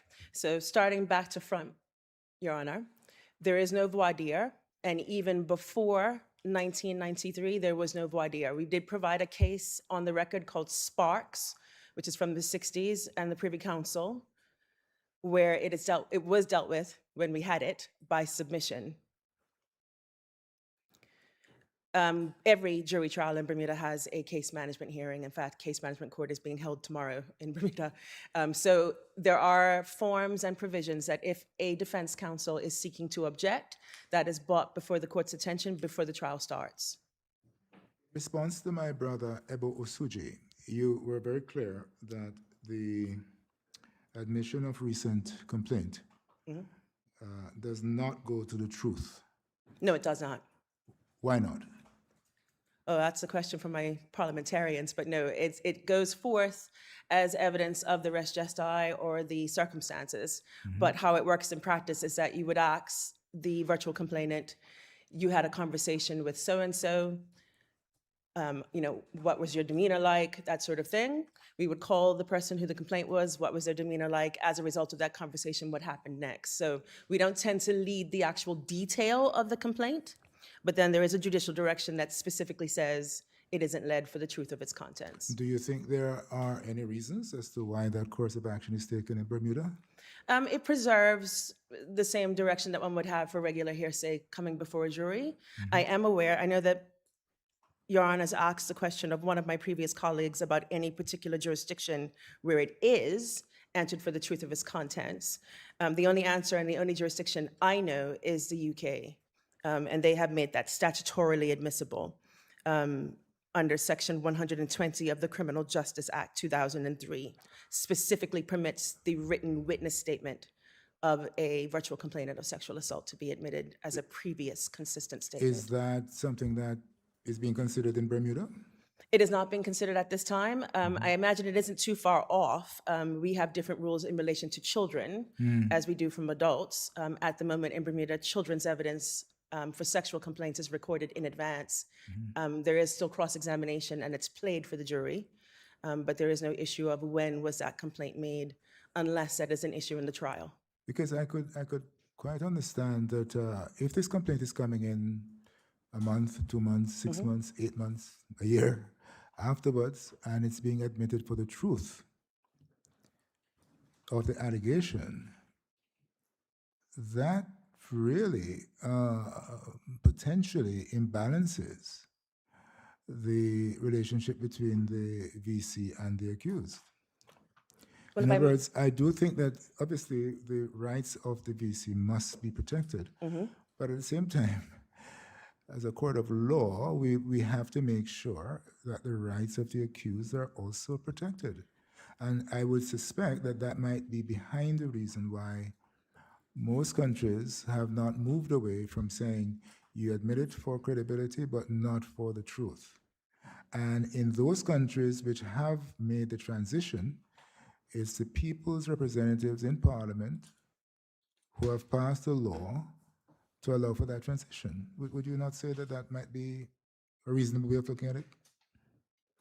I can agree that Your Honor may see that as an obvious response to that type of amendment. What I will say is that what struck me when I first agreed with my learned friend who suggested we apply to be amicus in this hearing, is that what is removed is not the fairness to the accused. What is removed is an automatic judicial direction that because it took so long, you can take into account it might be false. So my humble submission, Bermuda's own experience demonstrates that removing that particular direction does not compromise trial fairness at all. The longest I have done personally is some 40 years between when the assault happened and when the complaint was made. So we do historical sex cases in Bermuda.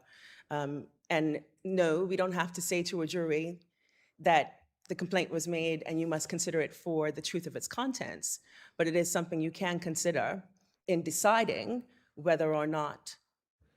But can I ask you something? Because is it correct that the science and the sociological research demonstrates that in particular categories of victims, in part because now of neurodivergency and other factors, this idea of reporting on a time scale and recency is a totally false premise as to credibility. I agree. Yeah. Your So Honor. that if we tie the thing to recency and think that that is based in some sort of science, that has been disproven. Yes. And hence the reforms across the Commonwealth, albeit to different degrees, that are trying to come up to speed with the science. What you have just shared with us, I find very compelling. That in your experience, years could elapse, and it's not relevant to truth. No. So thank you for that. I'm grateful. So sorry, I just want to be clear, the 40 years you're talking about. Yes. So the incident occurred 40 years ago. That's correct. And then 40 years later, there's a complaint to somebody, That is correct. and that complaint is admissible. The fact that he told someone 40 years later 40 is years admissible. later, Yes, but not the truth of the complaint content, if that makes any sense. Yes, it does. It does. Okay. What would you think of? What would you think of if we went that far?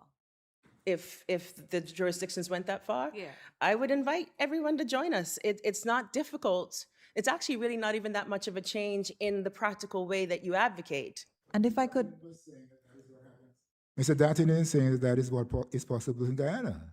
There's no outer limit. So Well, it could be 40 years. I'm not quite as bold to be able to interpret another country's I statute. wasn't asking you but, to. Oh, I see. What I was Okay. saying is that I thought I heard that from Mr. Darton, that there is no outer limit. I did hear to- him in Yes. answer to her and honest just to question. follow up, I see very clearly the distinction that you're drawing. Because there's a difference between, on the one hand, a doctrine that essentially bolsters the credibility of a complainant by virtue of the recency or the timing of the complaint on That's the one correct. hand, Mhm.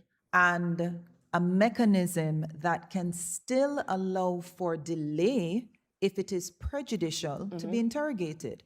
So as far as I can see it, the rule, if it is abolished, doesn't preclude the accused from raising concerns about delay if it is considered to be prejudicial. So it's not that timing becomes irrelevant or delay becomes irrelevant, No. but what is removed is the tacit assumption that you are a more credible witness If you come because forward you immediately. made the complaint in a quote-unquote timely manner or as soon as could be reasonably expected. Thank you. I'm grateful. I did wish for my learned friend, Mr. Duncan, to address simply because he's worked in a jurisdiction where it remains and in Bermuda where we have abolished. As very It brief has as to you be can very, very brief, Right. please. Acceding to this very gracious invitation, I will just go very quickly to my very last paragraph of my speaking notes, Your Honors, and simply to indicate that the most stark difference I have seen is that when there's a de-emphasis on recency of the complaint, it means that you can focus on what is on the actual events. And so in terms of a practical difference between having worked in Jamaica, which retains the doctrine, and working now in Bermuda, which does not have the doctrine, trials are shorter because fewer witnesses have to be called. There's less ambit for legal argument, and certain types of legal arguments commonly in Bermuda take place in advance of trial because of a mechanism that we have, the case management system, plus also in Bermuda, defense statements have to be filed. That's a matter of law under our Disclosure and Criminal Reform Act. And so the dignity of victims is vindicated because in pretrial preparation, you don't have to prepare witnesses for predictably unpleasant lines of cross-examination when they don't give reports in timely ways. So the preservation of the dignity of victims is intact, legal arguments become historical anomalies, trials are shortened, and generally speaking, the trials run more efficiently. And that was the very last thing I had wished to say. Duncan, if I may, particularly since you said you had the experience in a jurisdiction which retains the complaint admissibility. I'm curious. I suppose it's the same orthodoxy that applies, which is the complaint is admissible just for consistency, not for truth of contents. Right. When we think about jurisdictions like England, which has removed this this impediment, it's now admissible for both. Right. I'm curious as to your view, whether particularly where it would have been admissible, it's admissible in Jamaica simply for evidence of consistency. I'm wondering whether this distinction that the law draws, this historic distinction between consistency and truth of contents, let me put it this way. Do you think that that distinction is somewhat exaggerated or artificial? No, so I, for my part, think the distinction retains immense value because there's a reason that we have all these protections around hearsay and why hearsay, generally speaking, isn't admissible. It's been referred to earlier that you can't probe it there. It's weaker compared to direct viva voce evidence. And so when the recent complaint doctrine was allowed, it was specifically on the premise that, listen, this is not for the truth because that's consistent with how the general views had been in relation to hearsay and the weakness compared to live viva voce direct testimony. So I do think there is a value for my humble part in retaining the distinction because I do think that, as we've heard in the colloquy with other attorneys at law, that when there's evidence that I said X, there is a risk that we cannot measure or calculate because we can't enter the minds of jurors. There is a risk that they place undue weight on that evidence, and that's specifically the sort of thing that those directions try to militate against. I get you there, but I was thinking of something a little different. For an unschooled jury, do you think that the distinction is too abstruse or maybe too, so I think, too arcane for them? So I think it could be, and that's why the before you answer, just let's think back of what Mr. Rajkumar said, that it's so high, potentially so highly prejudicial. It comes easily to you as a practitioner.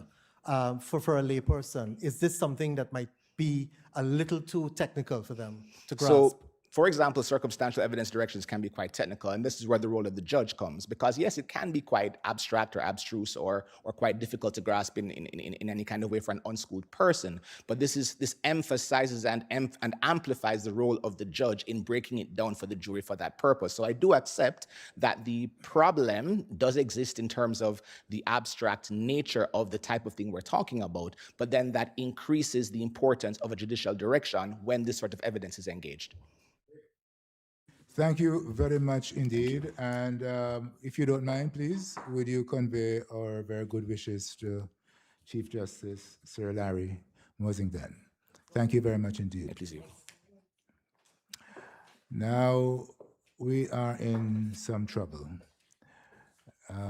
because our last friend of the court is Mr. Douglas Mendez, who may find it difficult to contain himself to the time that we have agreed.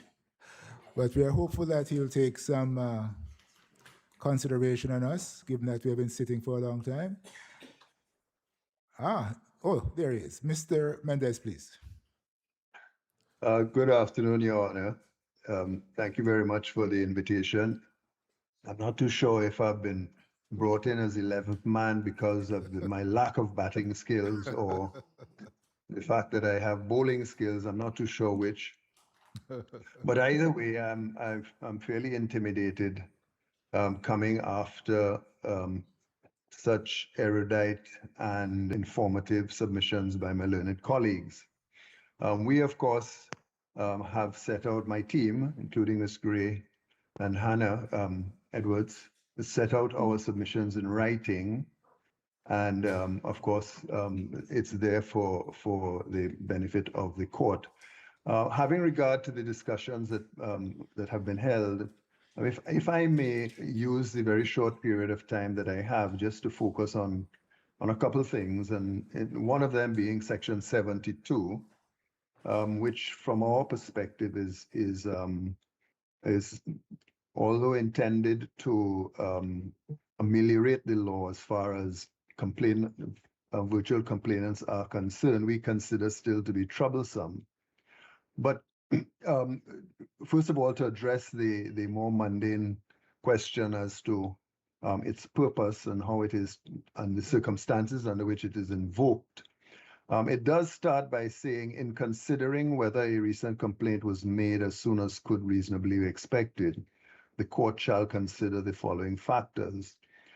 So the premise of the section is that there is an occasion on which the court is to consider whether a recent complaint was made as soon as could reasonably be expected. It does not appear that that occasion is mentioned anywhere in the legislation, and therefore the legislature is presuming that that occasion arises in some other form, and of course by the use of the word, of the phrase recent complaint, which has a specific meaning in criminal law, it is obviously referring to the common law rule, which allows for, as an exception to the general rule, for the admission of what is referred to as a recent complaint for a particular purpose. So that what this is doing is basically saying it is to a certain extent a modification of the common law, at least to the extent that the common law speaks of a recent complaint being made at the first opportunity, which is a different thing from a recent complaint being made as soon as could reasonably be expected. What at least it could be different. But in any event, it clearly is a provision that is applicable to the exercise of the court's common law power to admit recent complaints. And what it is seeking to do is to recognize by setting out the factors that are to be considered, that a complaint could be considered a recent complaint for the purposes of this rule, even though it is made quite some time afterwards, after the event. And in that regard, as Section 72 says, there's no outer time limit for that. So it could be admissible for purposes of consistency and negativing consent if those circumstances appear, and that may be a long time after the event itself. Yes. Mr. Mendez, may I ask, Yes, would you yes, then sir. agree that the primary function purpose of 72 is admissibility? It is, yes, it is, because it seems to be referring, and it could only be referring to the common law doctrine of recent complaint. By the mere use of that phrase, recent complaint, it seems to be referring, I think that is a proper interpretation of the section.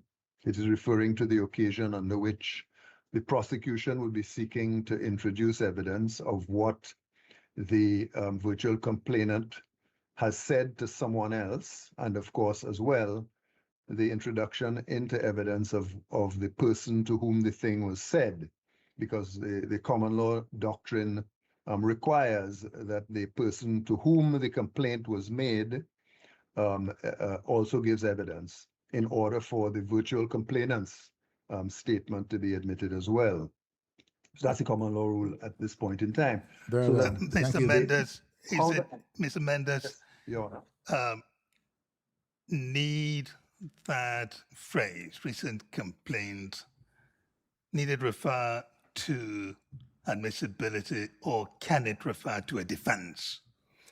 A defense, somebody can also call recent fabrication, recent complaint, recent fabrication. Yes, I hear you that there might have been a term of art in there. But is it possible that we are saying where the defense has said, look, this complaint is recent fabrication, then Section 72 engages? Is that a difficult way of seeing it? I don't think so, Your Honor, because when the way the common law operates, as I understand it, is that if the defense says that this is a fabrication, a recent fabrication, meaning recent to the trial, then the virtual complainant is entitled to say, no, I didn't make this up recently. In fact, 5 years ago, 2 months after, or maybe a year after the event, I spoke to my pastor about it, or I spoke to the head teacher or whoever else he spoke to about it before I eventually brought the complaint to the police. So that in those circumstances, I don't think that you have to establish recency of the complaint. That is to say that it is recent to the event. What you're saying is that I made the complaint. I'm using the word complaint. What it means really is that I spoke of the event to somebody else long before the police actually brought the criminal complaint.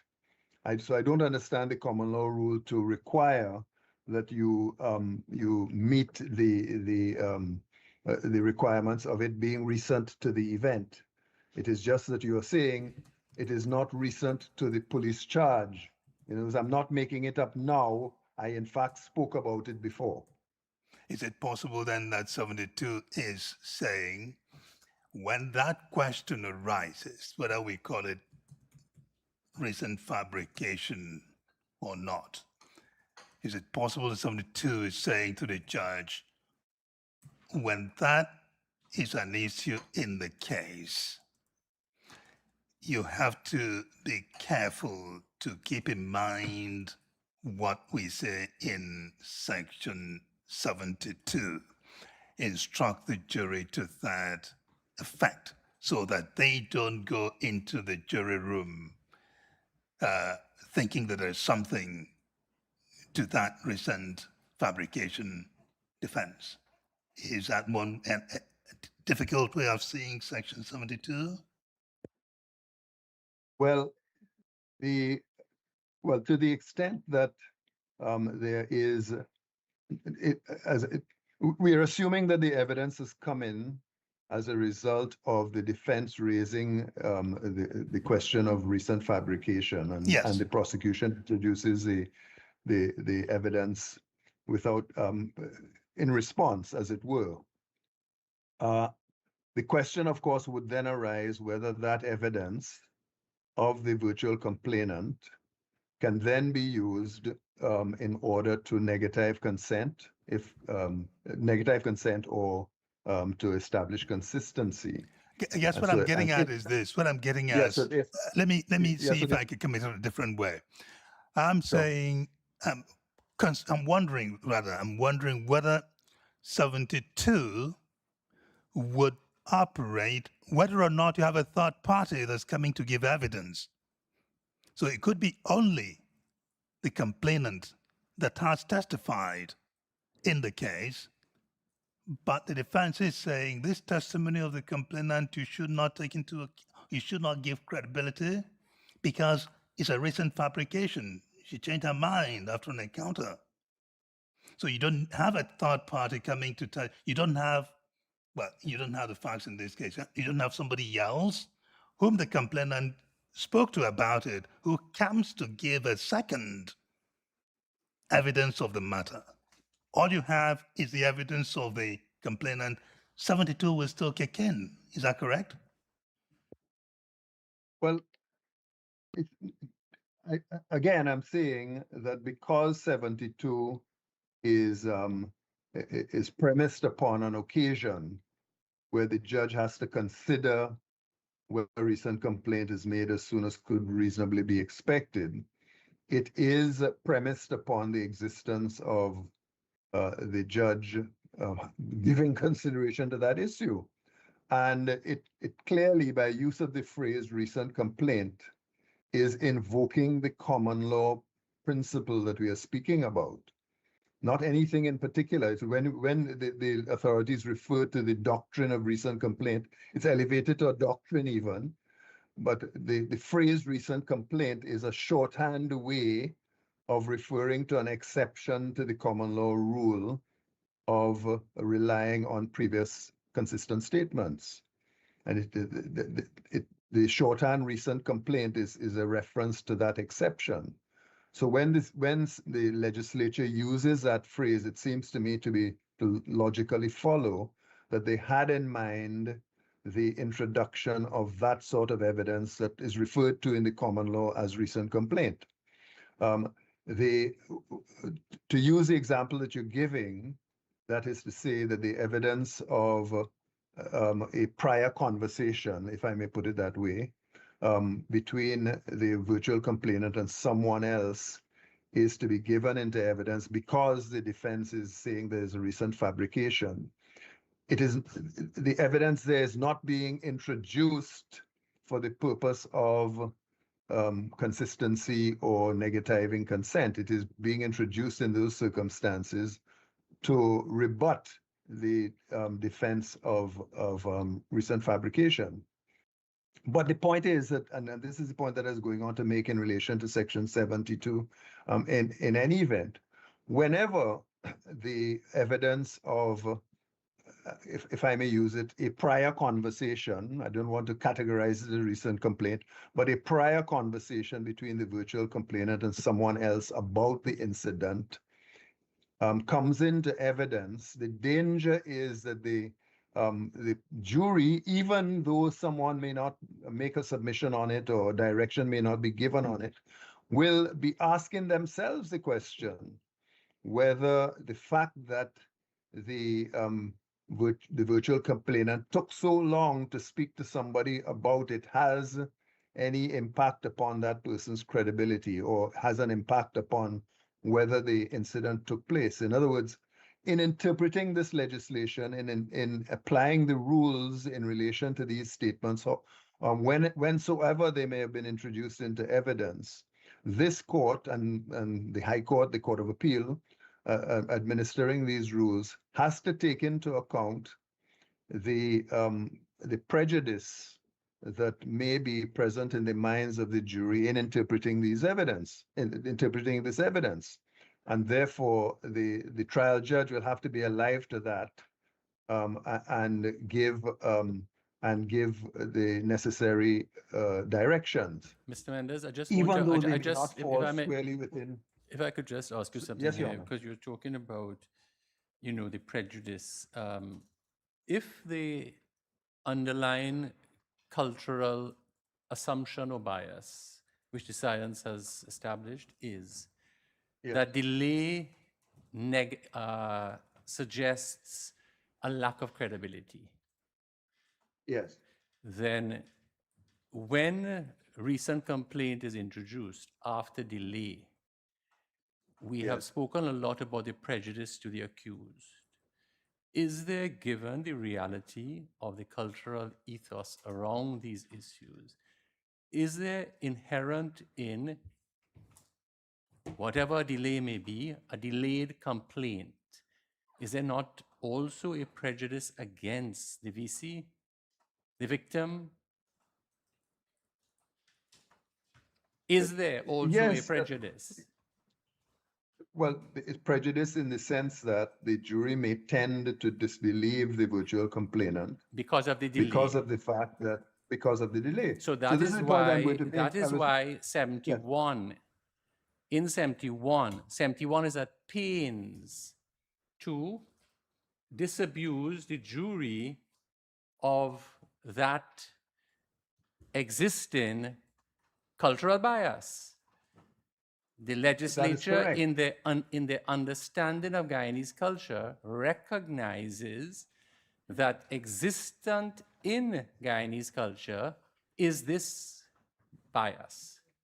Hence, That's Section correct. 71 is intended to be protective, so that when we talk about delay causing prejudice without direction, the direction is not only for the benefit of the accused, the direction is equally in a fair hearing for the protection, as it were, of the rights of the VC. Would you agree with that? Yes, it is. And certainly it is in support of the virtual complainant's right to be protected by the law, and certainly to the right to be protected by the law against the operation of these myths and prejudicial attitudes that would have developed over time. But even in that regard, of course, what we have been at pains to point out in our submission is that these, despite all of these reforms that have been taking place in various countries that have been experimenting with different ways to deal with this problem, it is nevertheless recognized that the myths and the prejudices persist, and this court has to be aware of that, so that even in relation to provision like Section 71 and 72, which is designed to deal with the reality that the fact that there's a delay in reporting does not mean, or should not mean, that the event did not take place. We have to still be aware that even if a judge gives a jury a direction and the warning is to the effect that an absence of a complaint or a delay in complaining does not necessarily indicate that the allegation that the offense was committed is false. Now, that is all the judge tells the jury. It does not necessarily indicate that. But a jury listening to the words, and certainly counsel defense counsel who makes a submission to the court, will emphasize that it doesn't necessarily mean that, but it still could mean that. Yes, I think Mr. Mendez, you're proving the prophecy I made earlier about having you go at the end. And I noticed that you did indicate some dissatisfaction with being demoted to being a tail-end batsman. I want to assure you, sir, that the order in which the presentations were made was the order of the filing, and not any estimate about your abilities on any field that you care to think about. Your Honor, I think you totally misunderstood me. I was making a joke entirely. I was not intended to be taken seriously at all. And neither am I. Well, then the joke's on me. I thought so, yes. But with one exception, of course, and that is that we had to take Mr. Rule, as you know, because he's in the UK. Mr. Hughes, we have trespassed so long on your good nature, sir. Please.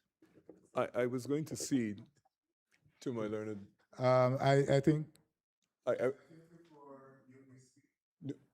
Before you speak, my sister wishes to say a word to the amici. Is it now, my sister, or afterwards? After Mr. Hughes. Please, Mr. Hughes. No, I was going to say, Your Honor, I cede to our number one batsman who's come in as a late night watchman. There's nothing that I wish to say in the reply that I have not captured in my actual written reply. And I think the court was quite extensive in their inquiries of me. So I cede the reply, unless there was something specifically you wanted me to address. I'd rather look at Mr. Garfield-Sobers' replacement. Without taking anything away from the DPP, we appreciate what you just said very much indeed. Thank you, sir. Thank you. On behalf of the entire bench, I wish to say a huge thank you to all of you who have come here today and who filed submissions in the role of amici curiae. When we thought to begin the process, there was quite a bit of nervousness because we weren't sure Well, first of all, after our first set of advertisements, we had not a single application. So we were thinking no one is interested in this topic. We will not get the assistance that we require. But we are so happy that when it was advertised on the court's website, that so many of you made applications pursuant to the rules. And on behalf of the president and on behalf of all my colleagues, we wish to say that we have so very much appreciated every single submission that we have received. Thank you very, very much. Thank you to those who are online and who have been there for the entire day. We appreciate it. And thank you for those who flew into the capital of paradise, didn't I tell you? In the CMC, I did tell you that. So thank you very, very much. I don't know, President, if you or any of my colleagues wish to add anything.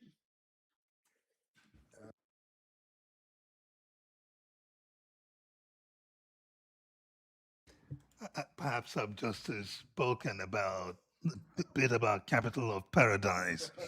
He may need to speak to that.